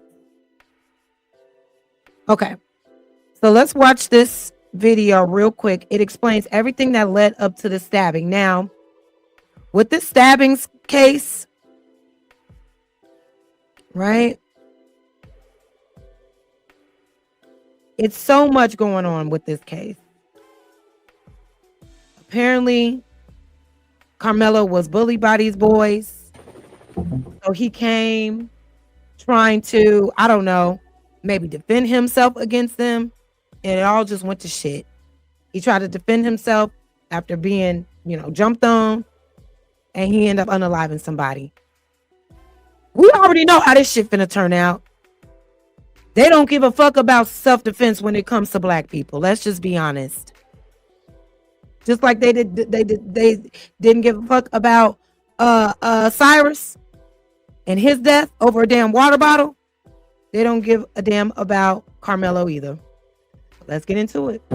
It was a deadly confrontation under a track team tent that lasted only moments and would set off a chain of events that would dominate headlines for more than a year. I got the alleged suspect in handcuffs right now, detained. April 2nd, 2025, at Kirkendall Stadium in Frisco, Austin Metcalf, a junior at Memorial High School, was stabbed and within hours pronounced dead. Karmelo Anthony, class of 2025. Another student from Centennial, Karmelo Anthony, was arrested the same day for murder. I got a phone call from Hunter. A day later, the Metcalf family, including Austin's twin brother, spoke with us. Just because the kid was mad, my son is not here anymore. And I don't understand. Thank you so much, Tiffany. With a $10 super chat, she says, thank you for covering these topics. Chat fam, sprinkle a little color in the chat. It doesn't have to be a masterpiece, just a contribution. Any amount counts. Thank y'all so much. I really appreciate it. And thank y'all for being here. Let's keep going. Understand it. His brother's lost his best friend. It's just really heartbreaking to see someone that cares for you that much and does everything even by your side, no matter what, just pass away like that. April 14th, Karmelo Anthony's bond is reduced from $1 million to $250,000. He was escorted from jail and released under house arrest with an ankle monitor. Explain your self-defense. A case already combustible just went nuclear. There's two sides to every story, and we've only heard one side. We have endured death threats. April 17th, the Anthony family speaks for the first time at a press conference. Austin's father, Jeff Metcalf, also shows up. Is a disrespect to the dignity of his son. And is escorted out by Dallas police. We believe in legal process, and that is where the truth will come out. To the family who experienced the loss, my heart truly goes out to you. April 23rd, police confirm reports of threats, fake deliveries, fake calls for service at both Metcalf and Anthony homes. 2 days later, the FBI is looking into doxing claims. The judge who lowered the bond, her private information was illegally released online. June 9th, the school district. So the judge did what she's supposed to do. And of course it was a black judge. And so now she's been doxed. Oh my God.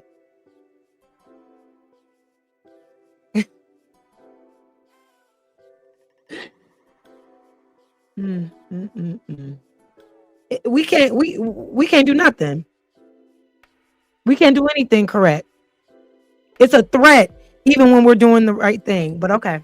Won't release surveillance video from the incident, but allowed us to watch it at their district building. For the first time, a glimpse into the incident and the response. June 24th, a grand jury indicts Karmelo Anthony on a murder charge. District Attorney Greg Willis says the death penalty was never on the table. That would not be something that we could do even if we wanted to.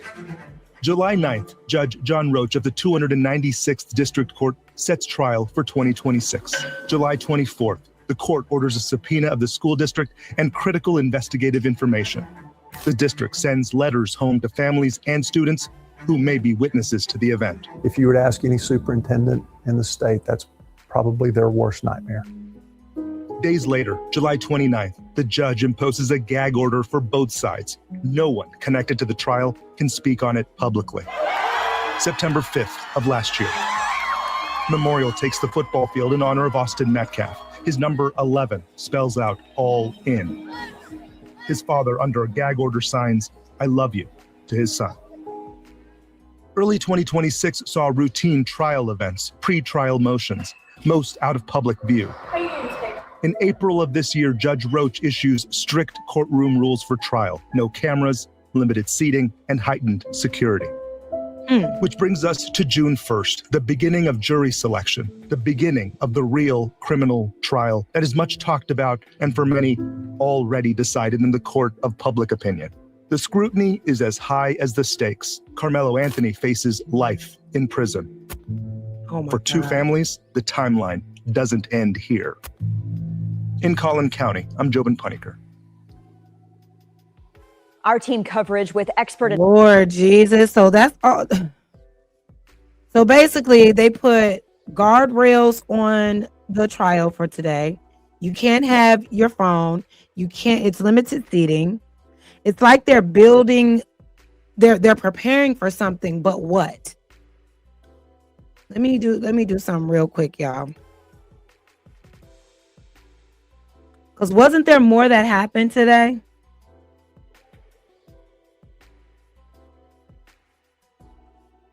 Let's check this video out real quick and then we'll move on. Shout out to... You cannot stab someone in the chest and kill them because they touch you. I think a lot of what this case is going to come down to is going to remind us of what happened in the O.J. Simpson case. The race card is going to be played here. Oh, yeah. A Texas student athlete charged with stabbing a football star from a rival high school to death is set to face trial this week. Karmelo Anthony, then a 17-year-old senior from Frisco Centennial High School, stabbed Frisco Memorial High schooler Austin Metcalf. Fast forward. Lawyers say he. I want to hear the lawyer. Break down the attorney. I am a criminal defense attorney. I have been practicing for 38 years. I am a former prosecutor, and I have been an adjunct professor at Cornell University School of Law. First of all, when we're talking about justification, self-defense, what I am saying as a defendant is that I had a reasonable belief that someone was going to immediately hurt me. That is justification against ordinary force. Now, up that ante. If I use deadly force on someone, if I kill someone, and my defense is self-defense or justification, the jury has to be not convinced, if you will, by the government that I acted reasonably, that I reasonably believed that I was about to be killed. And as a result of that reasonable belief that I was about to be killed, I killed first. I killed in self-defense. So the first issue I see here, from what we know, this was a verbal altercation where it almost seems like the defendant was provoking the incident himself by allegedly saying, "Touch me and see what happens," as he's reaching into a bag. And then apparently he was touched. Touching someone is not deadly force. You cannot meet deadly force. You cannot stab. Fucking hey, it's a wrap. I think it might be a wrap.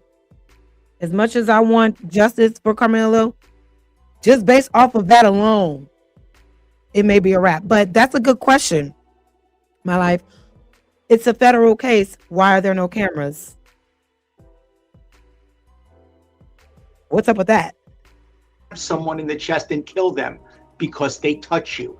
They've got to be coming at you with a knife. They've got to be coming at you with a gun. They've got to be coming at you with a metal pipe to split your head open.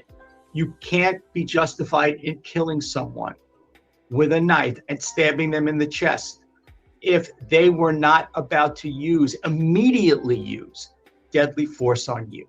Then now take the opposite end.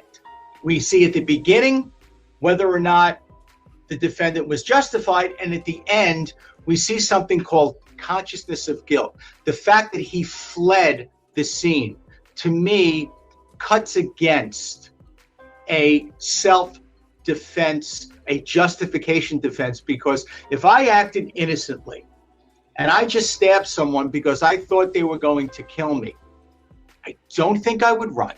So I don't think that the defendant's sense was reasonable, that he was about to be killed, nor do I think his behavior afterwards. But you don't know that. You probably in shock and shit. I don't know. You know, you don't know what you would do in those situations. You know, he probably was like, fuck, I just did something crazy. Let me run. And I don't know. But you can't just automatically assume you don't think. You don't know. You don't know what you would do in that moment. Is consistent, is equally unreasonable from the standpoint of behaving like someone who was innocent. What the defendant was doing with a knife on him, I think, is going to be telling. So you have the absence of the ability to use deadly force versus someone having deadly force immediately on hand at a high school. But why can't the threat of people, because it was multiple people coming to physically harm you, why can't that be considered deadly force? Somebody can beat you to death. Literally. It was several people against one. Maybe that was his only way to defend himself, unfortunately. Like, I don't understand how, if somebody is coming at you with physical force, I feel like, shouldn't you have the right to defend yourself any way that you can in that situation, regardless if they have a weapon or not? I'm not saying that if they don't have a weapon and they come to fight me, I'm going to pull out no gun. I'm not saying that. And I'm not necessarily saying that it's okay for him to have pulled out that knife. But to say that it holds no merit when he was being physically accosted by several other people, there's no nuance. Of course, there's no nuance. Not for us. Not for us. We can't have that. Wait, what?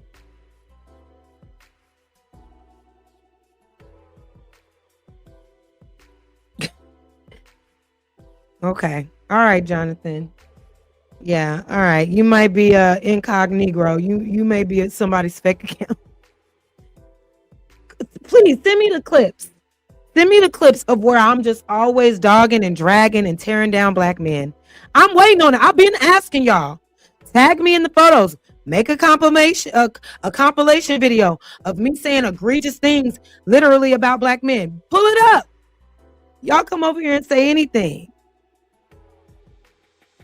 Oh my God. Look at this guy, y'all. Look at him.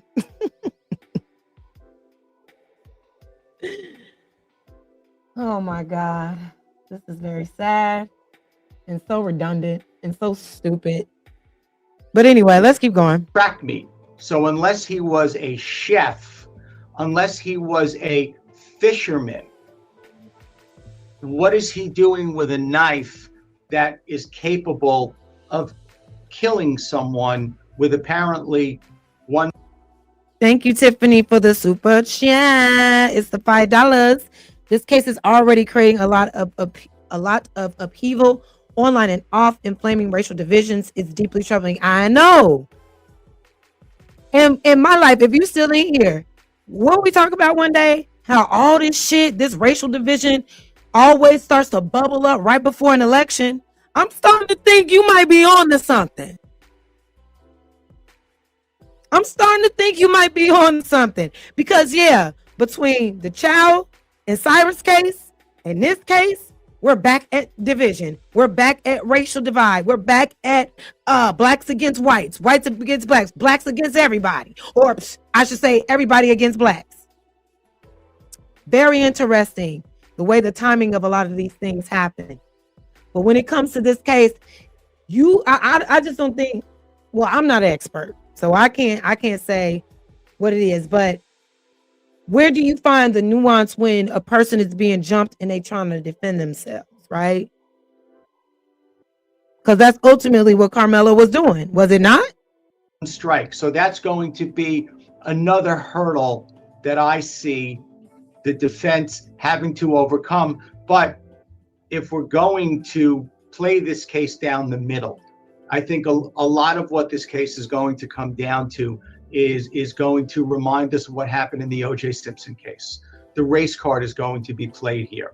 And I do believe that the defense is going to be looking for a jury that's going to say, I don't know what happened here, and I don't even care what happened here, but I am so tired of white people doing things to black people, and it's the black people that end up on trial. Talk about it. It's not right and it's not fair. It's something called jury nullification. And I do believe that race has already been and will continue Yes. to be a very big issue in this case. It's not fair to the prosecution. I don't think it's fair, Exactly. quite frankly, to any race where a defendant is playing that card. But as a defense attorney, that ain't my job. My job is to get my client off by any means reasonably and legally necessary. So if I can play the race card and I can be the second coming of Johnny Cochran, and my client walks out of the courthouse with me, either acquitted or with a hung jury, I'll sleep that night. Oh my God. Did y'all hear that? And that's corruption in itself. That's corruption in itself. I don't like the fact that even though you know that your client is dead wrong, even though you know it's going to be an issue, you're going to play the race card just so you can get off. That's corruption in itself. How was he, as a defense attorney, able to say that shit out loud? I'm gonna play the race card on you because I know a white person can antagonize a black, and if a black person responds, it's the black person that's gonna be on trial. Hey, that's the game I'm gonna use to play to win. That's fucked up. That itself should be illegal. But when it comes to us, it's a go. Just do what you know. He said, I'm a deliberately pull into this race. He condemned it at first, right? And this kind of ties back to I'm gonna give this disclaimer because this is not how I feel, but he gave the disclaimer. I'm tired of this happening. I'm tired that racial, injustice is happening against black people. But as an attorney, I'm gonna play that race card to win. What type? So fuck your disclaimer. You don't stand on shit. You just go with what's convenient. You go with what makes more sense to you. Oh, I don't believe in that. I don't think it's right. But I've seen it all my life. But I've seen niggas get jammed up by these little girls, so we need to create laws to jam up little girls. But I don't believe that. I don't believe you should be doing. You see how it just cancels itself out once you say some stupid shit like that right after it? I thought he was going to say, I'm tired of this racial injustice. I'm tired of white people always condemning black people for defending themselves. And I'm going to do everything I can, maybe to get my client off, but I'm not going to use the race card because I know how much it is harmful to the community, to the black community. Did they not condemn Eric Garner? Did they not shame George Floyd? Dug up all in his past, bringing up old shit that he may have done or didn't do to try to paint a negative picture to justify the killings. That just blew my mind a little bit, y'all. I don't know. That was heavy right there. What you mean you don't like it, but you'll do it? What? That doesn't make sense to me. But let's go ahead and lighten up the mood for a little bit, y'all. I'm sorry. Yeah, let's go ahead and lighten it up a little bit and switch gears. Thank y'all again for being here. It's not a big party like we used to, but it's cool because it's 44 of you all in here right now, and y'all the realest ones alive. So shout out to you. Yes, thank y'all so much. Make sure you are hitting the like button. But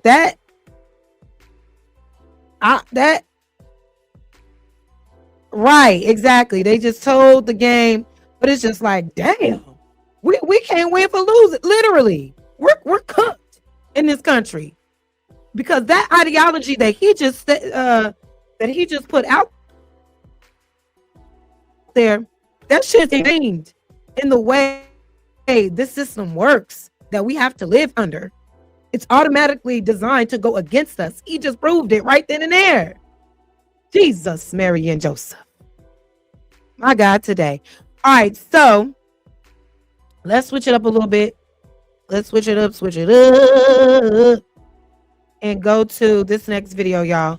And we're going to talk about We got to talk about Shanae. We got to talk about Cheyenne real quick. We got to talk about her because Toure Roberts came out with his response to her, and then y'all boy Corey Holcomb, y'all. He got up there on what's his name podcast? What's his name? Paul Pierce, and went off.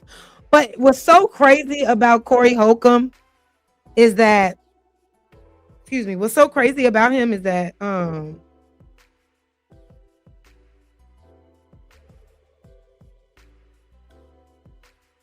what is this?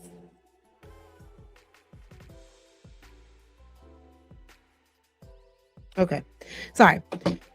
What's so crazy about Corey Holcomb is that he clocked Cheyenne from the very beginning. I don't even like that nigga like that, but he clocked it. All right, more stuff has been coming out. She's been going off on people. She's talking about how, you know, when she was younger, I didn't know the girl that had 2 ABs. Can we say abortion? I don't know. She had 2 of them before she was 18. You know what I'm saying? And she likes to talk about her dad and her father figure, but what the fuck was he doing, girl? When you was out here wilding out, okay? And I saw a picture of her when she was 18 years old at her little party, little chest out or whatever. She still looked like a little girl, but you could tell she wanted to be grown, like she wanted to be outside, right? And it sounds like she's had a father that never really held her accountable for her actions. Just did everything to avoid consequence, like helping her get abortions. You know what I mean? Not really, doesn't sound like or seem like she was, you know, condemned for or punished for having all this sex at 14, 15, 16 years old, getting pregnant and shit. So it makes sense to kind of see her personality the way that it is. Very arrogant, very pompous, very much so narcissistic. Now, Corey Holcomb called her a psychopath. I ain't gonna put that jacket on her. But a narcissist, we might be working with one. So first, let's get into this. And I know y'all seen it already, but that's why I want to just play. That's why I just want to play Toure's response so we can get a breakdown of exactly what the hell happened on that dang on thing. And then we'll get into Corey's and then Kevin's, and we out. I promise. Thank y'all for being here and pulling up on your girl. Hold on. Because when I saw this, y'all, when I saw this fight that she had with him, I was like, yuck. Because why are you being such a bitch on this panel? Why are you being so rude in a moment that is not calling for rudeness? He wasn't disrespectful. He was literally just trying to handle his show. So I know y'all seen it, but Auntie be a little late. Well, when it comes to me wanting to talk about things, I let things simmer down before I talk to him. So I appreciate y'all coming to hear my 2 cents after y'all done seen it a few times. I can appreciate that. But hold on. There we go. All right, let's get into what Toure said about that whole exchange. So this happened. Just stop and go back, because I'm wrapping the show and you're interrupting me. First of all, this is what we spent a whole meeting on this. First of all, Toure, first of all, Toure. Why don't you let me wrap the show? I'm ending the show. First of all, what is the point of interrupting me? First of all, we're getting out of here. Toure, what is the point? What is the point? It says go to host wrap up. When you're talking to me. That's me and Cheyenne Bryant fighting on TV. This was last year, 2025. I was the host of the show. She was the #1 permanent guest. Hold on one second. Thank you, Tiffany, for the $5 super chat. She says, isn't Texas already facing another high-profile case involving a well-known rapper? So much is unfolding there right now. Sheesh.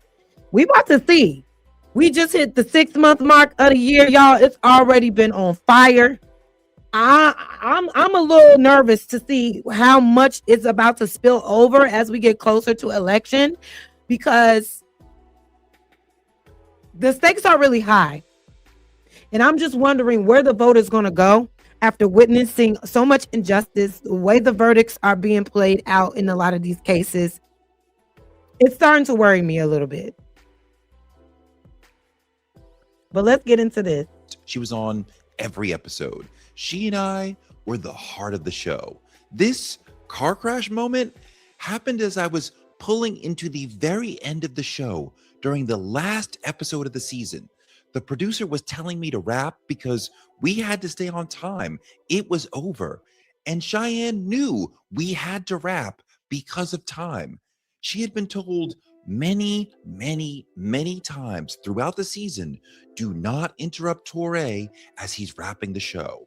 It was written in the script, in every script, do not interrupt Toure as he's wrapping the show. She and I and the producer. The fact that they even have to have meetings with this lady about this is what's crazy to me. Miss Professional, Miss Doctor, Miss Licensed, Miss Degreed, Miss Certification. You got all this profession, but when it comes to actually being professional in professional settings, they got to have whole ass meetings because you can't take it off yourself. You got to try to dominate conversations and stop shows and shit that they got to call for meetings to get you to stop, and you still don't listen. Sir had a whole meeting mid-season about don't interrupt Toure when he's ending the show. I tried to avoid her interrupting me by tossing the last question of the show to her so she would feel like the show had ended with her getting to speak a lot. Doc, what do you think about the notion of holding parents criminally responsible for their children's behavior? I was constantly thinking of ways to placate her massive ego. I said it earlier. I said it's circumstantial. I think that if a parent is neglecting their child of what's needed for them to be mentally stable and healthy and be in a state of mind where they can actually, operate as a citizen who isn't impaired, then I think that that parent who's providing those resources, should not be have consequence or discipline. She doesn't really know where she's going. Again, if you're neglecting your child in any manner, I think there should be consequences to a parent, no matter what, if there's neglect at the hands of a child. But y'all know how I feel. I feel gentle parenting makes for a gentle child. Unsure of where to go, but desperate to keep talking, she has for some reason looped back into the art. And you know what's so funny about this conversation? I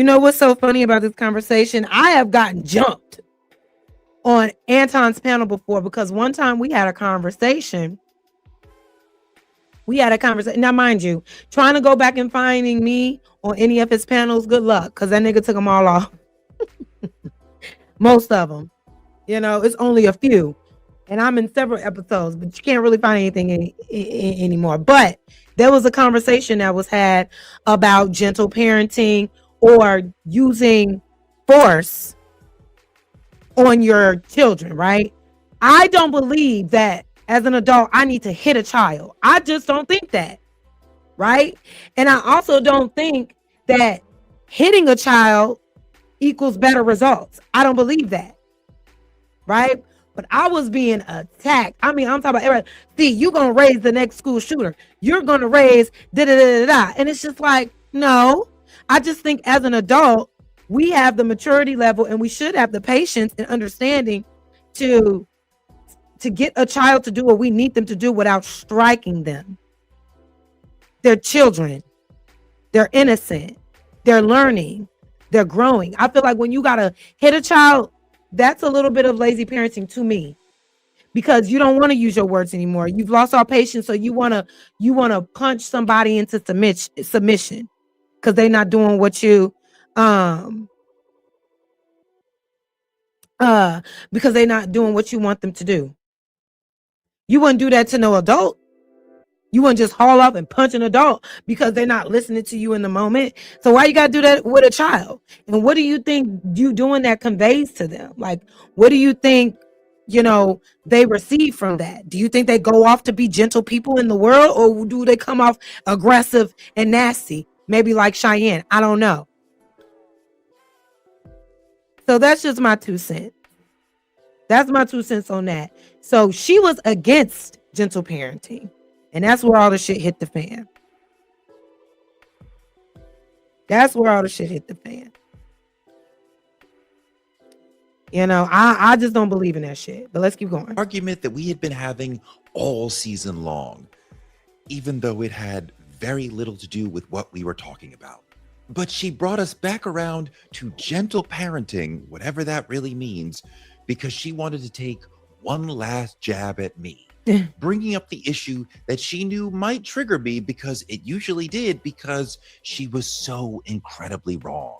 All season long, I argued that children should never be spanked or hit, which is what the entire modern child psychology field believes. No child development researcher would ever tell you that spanking is a good idea at this point. It only leads to negative behaviors. And See? When you're beating a kid, remember, kids are impressionable. They're absorbing everything. When you're hitting a kid every time that they're not doing what you want them to do, or when they make a mistake, how do you think that's contributing to their overall development as human beings? It ain't good, and this proves it. The child. It always made me suspicious of her credentials to hear her advocate for violent parenting. What person who's educated in the field of child development would do that? I think that there are rules and in their structure, and there's a thing called boundaries, and boundaries have been proven to create healthy relationships, not just between people, but for that person within themselves. Okay, but boundaries don't really relate to corporal punishment. You're conflating things that are of different issues. If we raise kids with no boundaries and no structure and discipline, they go out into the world and they don't understand that, and they end up being in battles, and they end up actually having a lot of issues with law enforcement. Completely untrue. People with law enforcement problems are far more often the victim of abuse or violence in the home than not. The jails aren't full of people who were gentle parented. It's quite the Exactly. opposite. They're full of people who were hit as children. Same things with shows like Beyond Scared Straight. Do you think those kids were being hugged every day? Those kids Right. And they was clowning me. They was clowning me on that one panel. They was like, you're going to be the reason these kids, da, da, da, da, da. But y'all are the parents that are actually creating more kids that end up in jail doing violent crimes. And I didn't even know the stats on that. It's just common sense to me. It's just common sense to me. I'm not about to hit a child I'm not going to hit a child at all, but to think that me beating you into submission is somehow going to make you a upstanding person in society, that doesn't even correlate. that doesn't even make sense. But like, I want to highlight this because this is true. My life says, nah, hitting children, your wife, and abuse was learned from oppressors during slavery. Exactly. Because they did that to us. They did that as discipline. So our ancestors did it thinking it was right as well. I'm telling y'all, the conditioning of that slavery is so deeply rooted in the way that we go about our lives. We're under a spell, y'all. We're constantly under a spell. But let's continue. I'll promise you that. The data shows that being hit as a child leads to prison much more than not being hit. The notion that parents are hitting children in order to keep them out of prison is completely backwards folk logic that does not fit with the actual data. The more you put your hands on your child, the more normalized violence becomes, and the more they perpetuate it outside the house. So Cheyenne's building an argument for violence toward children entirely built on folk wisdom, ignoring the modern knowledge and studies in the child psychology field, which she claims to be a part of. For you, civilian, to claim that hitting kids is a good idea is totally different than a supposed family and child therapist or a psychology expert to argue that when no one else in the field would. That, more than anything, made me certain that she wasn't really a doctor. Much of her points would be like nonsensical to actual doctors, but here's the thing. She sounds great to untrained ears. See, in the Black community, we aren't really like great fans of, gentle parenting, spare the rod, spoil the child. You would expect an actual professional who's trained in child therapy to be able to diagnose children. Find solutions. Figure out why kids are acting this way and how to solve it. Cheyenne Bryant, I guess, solution for a bratty kid is to bring out that belt and whoop them. And Toure is like, bro, this is not what a doctor who's training child therapy would say. Even if you're one of those people who agree with her and you agree that 2-year-olds deserve corporal punishment, you at least have to see some type of red flag in a doctor not being able to contain herself as somebody rebuttals or responds.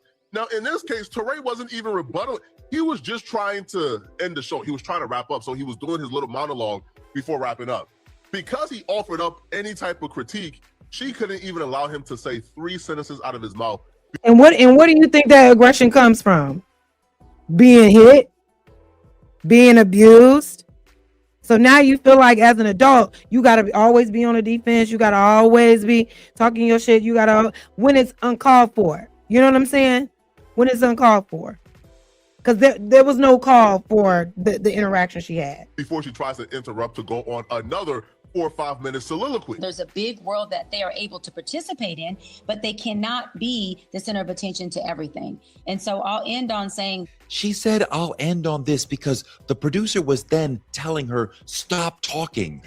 You've been talking forever. And she's signaling back, okay, I'll stop eventually. It really destroys the flow of the show to have one person talk for a long time, especially when they have nothing to say. What I do agree with is that every child is different, and that every child may not necessarily need She's not making a coherent or intelligent point. the same level of discipline, but every child does need structure and discipline in order for that child to grow up and be an adult who understands that this is the law of the land, this is how life works, and successful people, not just only externally, but internally, what they do carry at the nucleus of who they are is discipline and boundaries. Lots of word salad there, Cheyenne. Lots of word salad. And here's the thing, you know what I mean? Here's the thing. I know I could talk a lot too. You know what I mean? I know I can work on my impulse control on some of these panels. I know where my flaws are. I'm not delusional, right? I work on it. I'm a work in progress. But I'm usually cutting people off. I'm usually over talking when I hear bullshit. When I hear bullshit, when I hear lies, when I hear excuses for bullshit, I can't let you get your shit off. So, you know, but in this case, this was just her going on a whole ass tangent for no reason that wasn't even consistent with what they were talking about. All of that was somehow a defense of parents hitting children. Right. Meanwhile, the producer is yelling at me to wrap the show because we're about to be late. We've got to stay on time. So I've got to flow into the ending, and I don't want to destroy her silly. Those media dollars do not play when it comes to time. They do not play. You go over, that could be 100,000 right there. They don't play. Point and make her look bad, but I'm letting her know I heard the gentle parenting dig. So I say, if gentle parenting creates gentle children, sign me up. I definitely want to create more gentle adults, especially men. That's a way of disagreeing with her in an And I agree with Toure. Shit.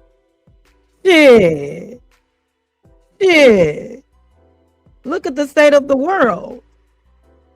You know what I mean? Imagine if we had, and gentle doesn't mean, you know, it doesn't mean you're a pushover. It doesn't mean you're soft. It doesn't mean you don't have confidence. It doesn't mean that you wouldn't know how to handle yourself in conflict. It just means that you go about life and go about treating people gently because you respect them, and you also treat yourself with gentleness because you respect yourself. There's no need to. Society conditioned men to believe being a tyrant and a barbarian and is what makes them a man. And we see the data shows that that's how you end up in jail. That's how you end up in situations where you're unaliving your wife and your kids because something happened and you can't take it mentally. So you got to rage out on people. Imagine if we socialize men to understand their feelings, feel their feelings, find healthy ways to funnel those feelings in a healthy way instead of spazzing out and hitting walls and shit and calling, well, that's just a man. And just imagine if we leaned into gentleness in society more than ego and bravado, perhaps we wouldn't be in such craziness amongst a lot of men. Not all men, obviously, but the data shows that 98% of all violent crimes are done by men of all races. There's a distinct connection between some men and violence and how they correlate violence with their manhood, and how a lot of men, some men, believe that if they aren't violent, if they're not a brute, if they don't have the bravado, then that makes them weak. They believe being gentle is a weakness. And I think that's where we got shit fucked up. That's why the sexes are missing each other. Because there was no teaching of compassion for a lot of men, right? Unfortunately. Agreeable way. You can't argue against the world needing more gentle men. Male violence is a central problem in the world. So that was a gentle retort to her non-point, and it wrapped the show up on a nice tone. And suddenly, we were on time. At that moment, I had about 60 seconds left to read 60 seconds worth of business, sponsor promos, and stuff like that. So I had pulled it off. Cheyenne knows I'm wrapping the show, but she won't let it go. I definitely want to create more gentle adults, especially men. Not everybody, especially men. When I said, hold on, everybody, that's my signal to her that she can't get back in. Please stop talking. I'm wrapping the show. Because I can hear her trying to get back into the conversation. The world is not soft because who's been running the world, babe? Who's been running the world? Why is the world cruel? Who's been running it? How did every society obtain the things that they have gotten? Well, at least in this country. It was through cruelty. It was through violence. And that was the standard. So the world isn't soft. The country isn't soft. Because of, I don't want to be the one to say it, but I know you're picking up what I'm putting down. All right. He's trying to interrupt me. You are My God, are you kidding? Now, we're not in the same room. We're on Zoom. I can only hear her through an earpiece. And if I'm talking, I cannot hear what's coming through the earpiece. I can only hear that someone is talking, but not what they're saying. And I know that if two people are talking at once. I'm sorry, y'all. My brother's sending me pictures of my new niece. Oh, yeah, y'all. Y'all saw my post. I got a niece. My niece was born over the weekend. Her name is Nova Noel. Like Auntie Jazz Noel. Nova Noel Essence. But yeah, I got distracted by a beautiful photo I just got sent. So my bad. Let me go back a little bit. What's coming through the earpiece. I can only hear that someone is talking, but not what they're saying. And I know that if two people are talking at once, the audience can't hear either of them. And it's terrible TV. We've talked about this 100 times, but she won't stop. Hold on, guys. For a second time, I'm telling her again, hold on, please stop talking. I'm the host and I'm not relenting. That means you must stop talking. Let me do my job. I've got to be able to do my job as far as shaping the conversation for maximum impact and holding us on time. When you interrupt me, you're making it impossible for me to do my job. Hold on, guys. That's what we need in the world is more gentle men who understand. You're very gentle. And it's just like, girl, shut up. He was just responding, piggybacking off of what you suggested. He's like, well, look, you know, And that happens to me a lot. When I come in with a rebuttal that's against what the main person said, I'm getting cut off constantly. That's exactly what you're witnessing right now. He's like, look, shit, sign me up for gentle parenting. And here's why. Just trying to add context to why he put up with, he took his stance the way that she did. And while he's trying to explain why, she started hitting him with all type of ad hominem attacks and shit. Like, girl. And it comes but even though you're she very has gentle, nothing to say, she is dying to interrupt me. Hold on, guys. That's what we need. And She's attacking me now. You're very gentle. She intends it to seem emasculating. She's basically saying you're gay. Might as well call him gay. Yeah. Because what you were trying to do was emasculate him. It's not his fault that you're not a real doctor. Here he is trying to have a civilized discussion, and here you had his hood rat trying to tear this brother down and emasculate him. This woman gives off hood rat, halfway educated energy. I can hear her talking a lot while I'm talking. And by now I know we've talked at the same time for a while. This is bad TV. She's like a barrier preventing me from doing my job. And because we had talked about that specific issue all season long, I got upset. Let's just stop and go back. Because I'm wrapping the show and you're interrupting me. First of all, this is what we spent a whole meeting on this. We spent a whole meeting on this because we had spent a whole meeting with the producer to explain again this one issue. Don't interrupt him when he's wrapping the show. When he's doing any of the traffic cop business of hosting the show, as in moving us from one segment to the next or ending the show. I have to be able to do those things without her breaking in to say nothing. Toure, first of all, Toure, why don't you let me wrap the show? I'm ending the show. What is the point of interrupting me? We're getting out of here. Like, what is the point? What is the point? It says go to host up.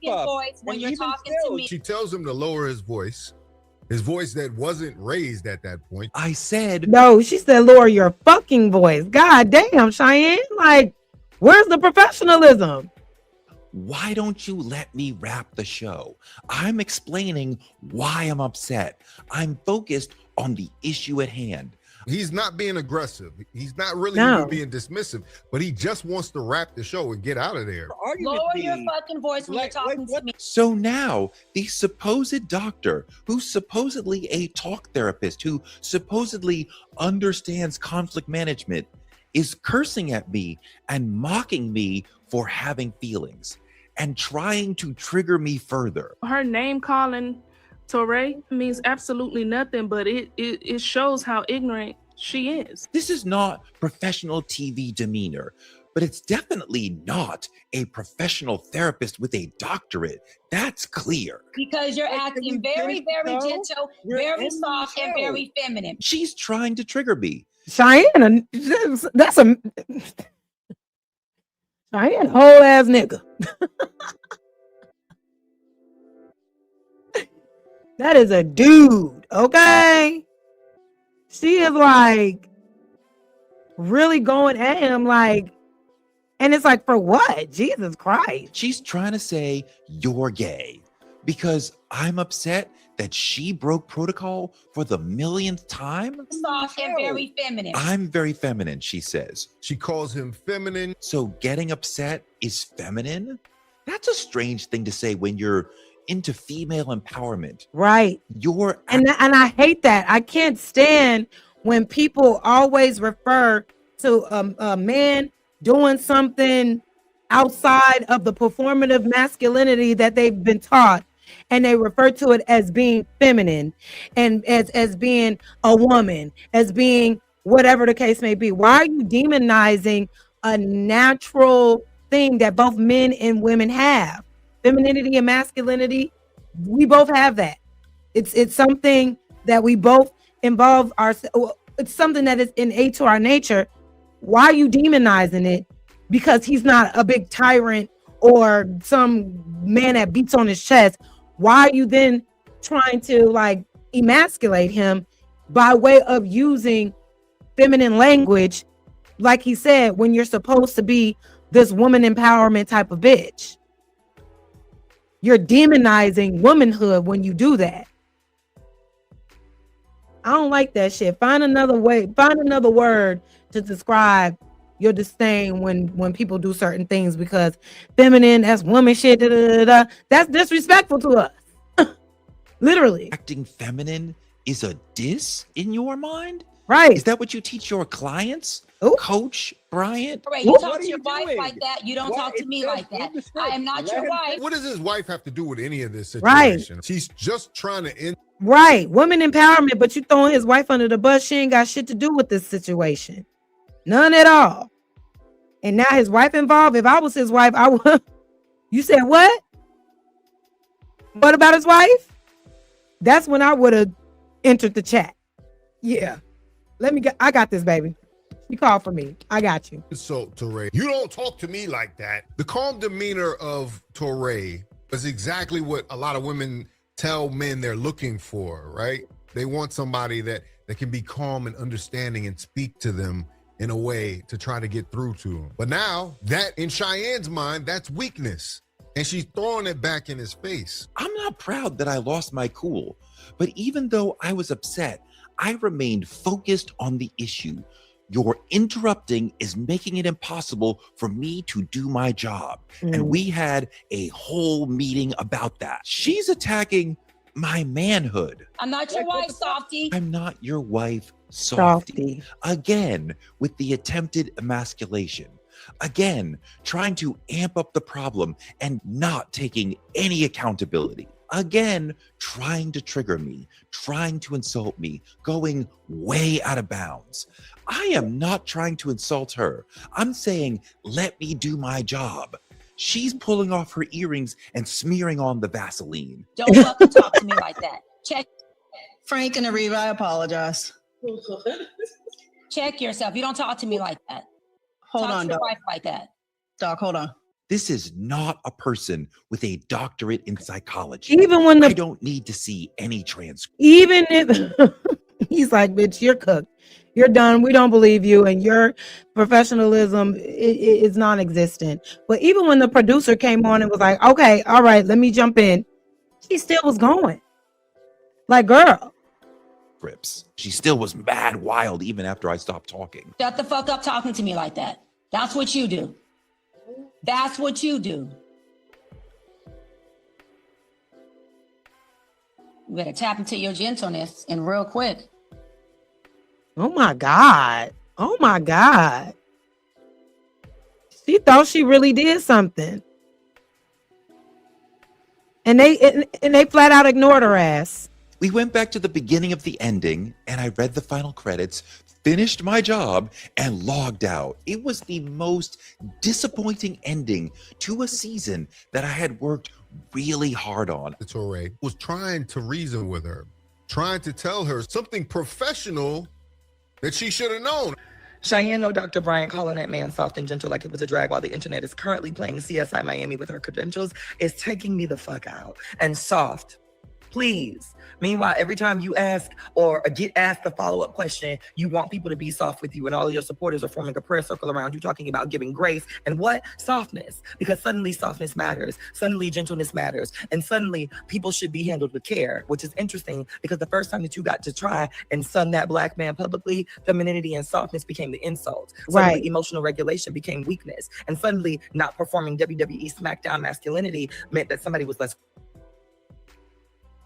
credible. And let's stop with the fake confusion right now. People, we know what soft means, a black man with an attitude behind it. That is community code for you ain't man enough for me to give a fuck, care, or respect you. And that is the appetizer before homophobia and all of that shit really shows up. Honestly, the thing that is gagging me the most about this is that the woman that is publicly begging for nuance right now, empathy, understanding, and grace, tries to weaponize softness against somebody else. Bitch, you are currently asking for people to handle you gently right now. I really hate it when y'all make me come in defense of a man. So many times I have heard women, including myself, say that we want a man who's able to have communication without aggression. We want a man who is able to speak with us without yelling and without, getting buck and all of that. We want someone who is able to have serious conversations, lighthearted conversations, funny conversations, awkward conversations, or whatever, and still not lose that respect for us. And in the clip that I saw between these two, that's exactly what Toure was doing. He didn't agree with her statements about gentle parenting. I didn't agree with it either, but he voiced his opinion. He voiced his reasons why, and he tried to wrap it up. And she took a complete turn, an unnecessary turn. Why are we over here talking about, I'm not your wife, I'm not your wife, you better calm down talking to me like that, Right. gentle. And we know what that is. We know what that is. You're trying to call him feminine. What? Because he not cussing you out and getting buck and saying he's gonna put hands on you or something? Right. And we already have I want to know what her idea of masculinity looks like. I want to know what her professional view of what masculinity is, because I think Toure is masculine. He's not performing masculinity, though. He's not trying to be tough. He ain't trying to be hard. He's being himself. You know what I'm saying? I think when a man can be himself and own it, that's peak masculinity to me. He doesn't try to dumb himself down or do anything weird to make it seem like he ain't who he is. You know, so I would like to know what she thinks masculinity is. Situation where people don't think she's a doctor, and you're literally giving us examples on a platter. What doctor talks to somebody like that, especially in a public setting? I had worked really hard to avoid that moment right there. And I think the reason why I got so upset was that her interrupting me in that moment showed that all the work I had done all season long was for nothing. See, being the host of a TV show is about more than what happens on the air. You have to manage your relationships with the other people on the show so they feel comfortable to trust you as the leader. The audience perceives us to have good chemistry when we have built trust off screen. I agree. And he goes on to talk a little bit more about that. But I just wanted to play his response to it and give a breakdown of that whole debacle.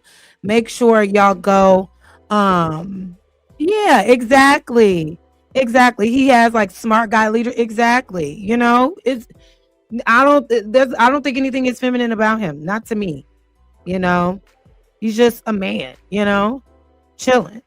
But make sure y'all go and follow the Toure show for more information. He's been going, you know, Miss Cheyenne Bryant, y'all. He said, I got the receipts to prove she ain't a doctor, et cetera, et cetera, et cetera. But let's go ahead and pivot and get into the truth after dark real quick, because I just realized it's midnight. God dang it. We talk about. That's why I don't like starting late, but that's what I get for coming late. But it's okay, because y'all here with me. I know motherfuckers got work tomorrow, but thank y'all. Now let's hear what Corey Holcomb had to say about it real quick. I may have to do another video about Kevin Hart, y'all, because Auntie getting tired and my stomach hurt. About something that you talked about years ago about Miss Cheyenne Bryant, because you refused to call her a doctor, and now everything is coming to light. You have some choice words about her, so you know, what's your thought on the whole thing blowing up right now? I mean, you said this a long time ago and nobody listened, or half the people heard and didn't want to hear it. What's your thoughts on this? It ain't like I felt like, nah, I told you, I just was, I don't know. See what it is when I went on Cam Newton. Right. It was a little bit right after she went on there. Mm-hmm. And this is what happens out here, man. We out here still walking around amongst the people in the street. Right. And it's people in the street who knew this lady. You know what I'm saying? Right. And I was like, okay, which I would never say names because these people ain't even in the game or nothing no more. They just regular citizens, but they knew her. And they was like, I can't believe she pulling it off. And so when I heard more history about this girl, because I saw her years before on a podcast we did before she was even built or shaped like that. You know what I'm saying? I'm just keeping it a buck. And so I was like, I took the liberty of saying what I knew on Cam's show. And I don't know. I kind of watched what I said on Cam Show. I wasn't like outright fuck that bitch or nothing like that. But I was saying, oh, that's a cap and all like that. But it turned into something where it seemed like I got hate for somebody. I don't wish that girl to be going down in no way. Right. But as I found out more about psychopathic behavior, and we look at psychopath like it's a word one way, but a psychopath, the definition of a psychopath, she checks all the boxes. Wow. She checks the boxes. I encourage people to look up what a psychopath is. Because I broke it down on my show yesterday, and she checks a lot of the boxes for a psychopath. I just don't see her feeling no remorse for nothing that she's done. Right. And she knows she was capping. It ain't like she was like, all right, well, look, I'm out here trying to get it or whatever. She just was like, fuck y'all, if you got a problem with it. Right, right. I mean, I didn't really go all the way there And let's pause it because I'm curious on what the actual definition of a psychopath is too. So let's read it real quick, shall we? Just real quick. I'll read it to y'all because I know that's small. So it says a psychopath is a person who shows persistent pattern of traits such as little or no empathy for others. Check. Lack of guilt or remorse after hurting people. Check. Manipulative or deceitful behavior. God damn it. God damn it, Cheyenne. Why you got me on here agreeing with Corey Holcomb, bitch? God damn. Let's keep reading. Superficial charm or charisma. Damn. Callousness towards others' feelings. We just saw that whole thing go down with her and Toure. A tendency to use people for personal gain. Is that not what she's doing with the community? Acting like she a goddamn doctor that can help people and diagnose people and help people with their mental state. Oh my God, girl, you're not beating the allegations. Jesus. And then it also says shallow emotional responses.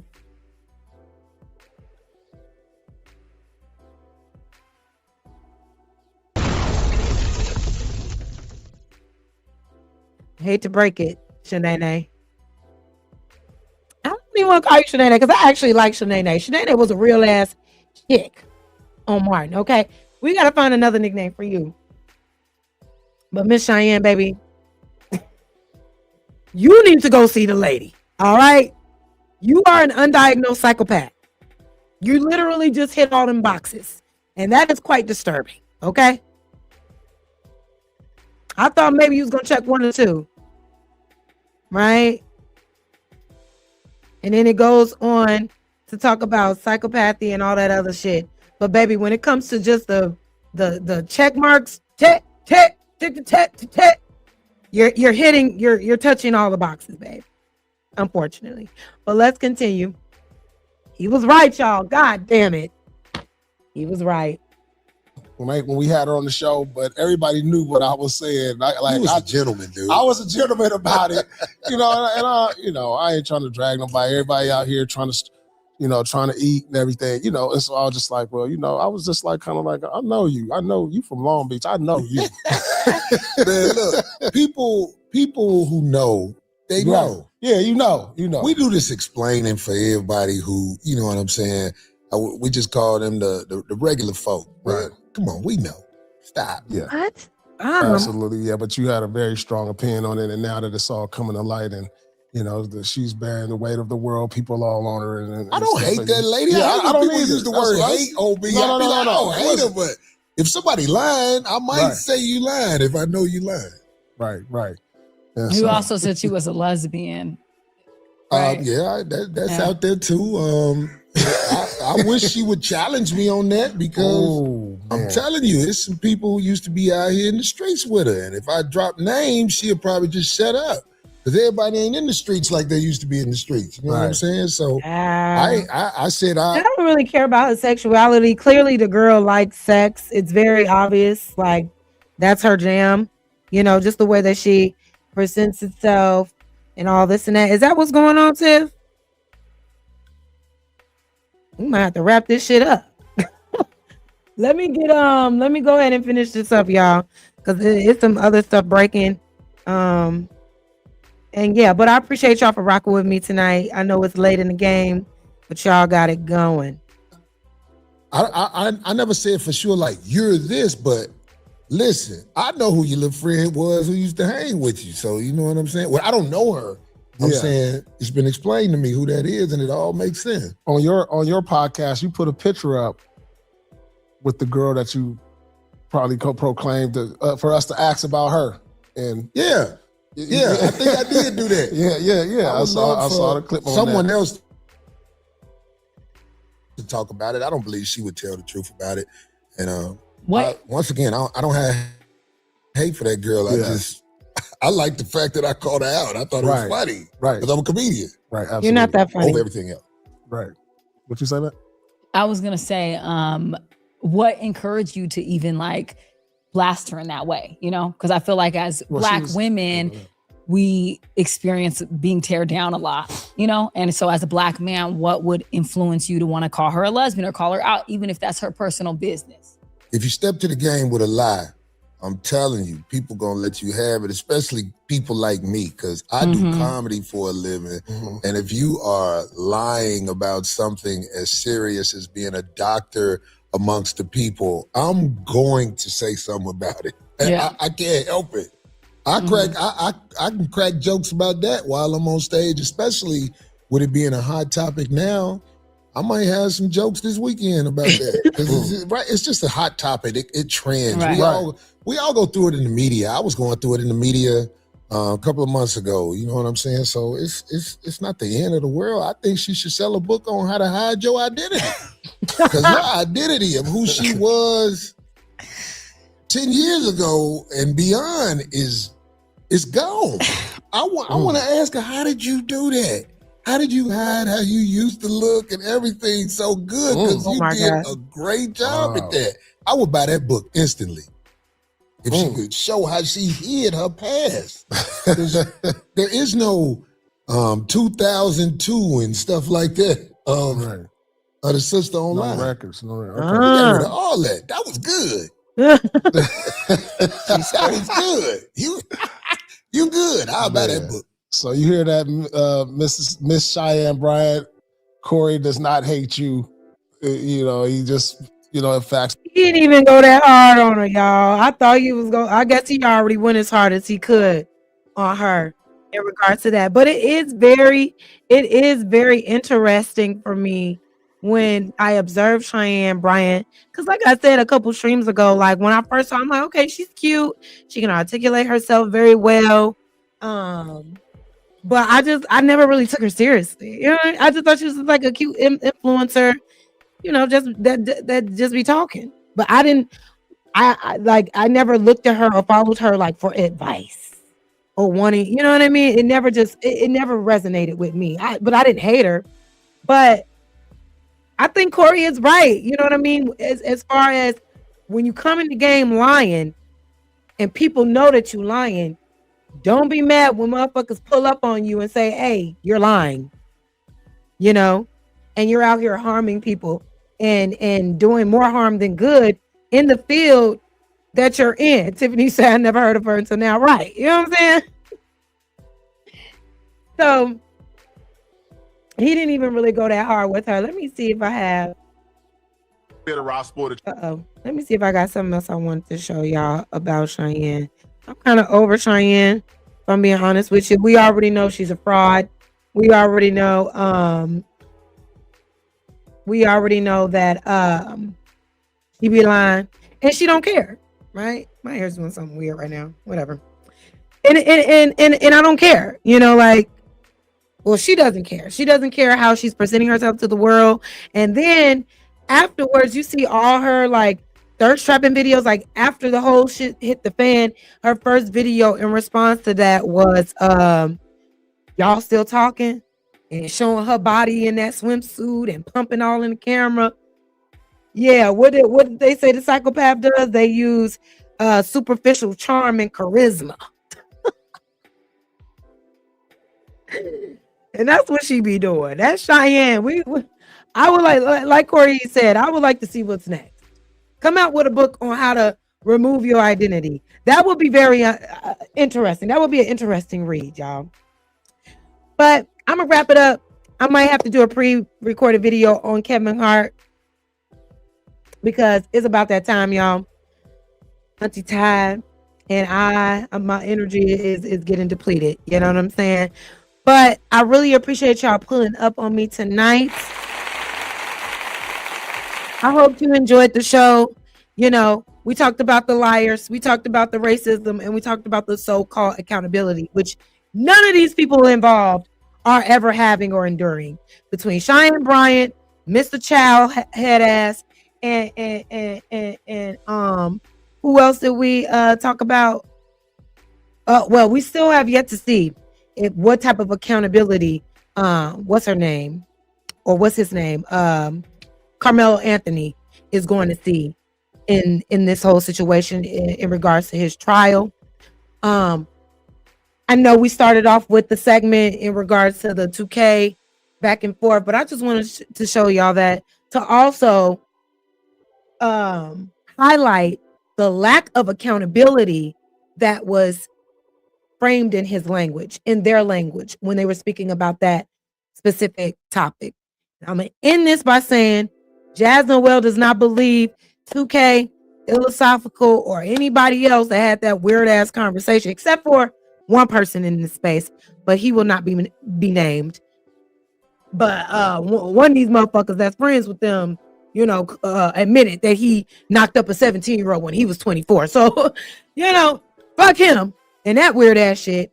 But I did not say anything in regards to what 2K does or what another person does. But y'all got to be mindful of the shit that comes out y'all mouth because it's too adjacent to the bullshit. Right? It is what it is. But that's the last time I'm talking about that shit. I'm over it. They can go ahead and go viral and continue the conversation. Hopefully they wrap the conversation up and make more sense of it because it didn't make a lot. But at the end of the day, accountability matters. Racism is still a thing. And the liars are still out here lying, y'all. I'll keep you posted on Karmelo's case and any other new things that come up. But until then, y'all know what time it is. We got to dance up out of here. Let's go.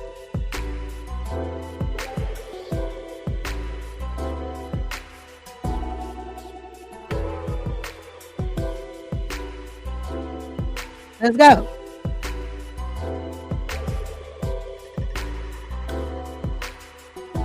Yes, Tiffany, I'm going to follow it as it unfolds. Yes, ma'am, I am. Yes, ma'am, I am. Thank y'all for being here. I appreciate y'all. Thank you. I'll go and lavish. Listen, when I say I'm obsessed, I didn't put that baby down yesterday. I'm in there cleaning up the house with the baby in my, you know what I mean? I'm just like, this is my baby. But y'all, thank you so much. Until then, please enjoy the rest of your week. Love y'all. Bye. Y'all might see me in the chat in Taz stream. See you later. Peace.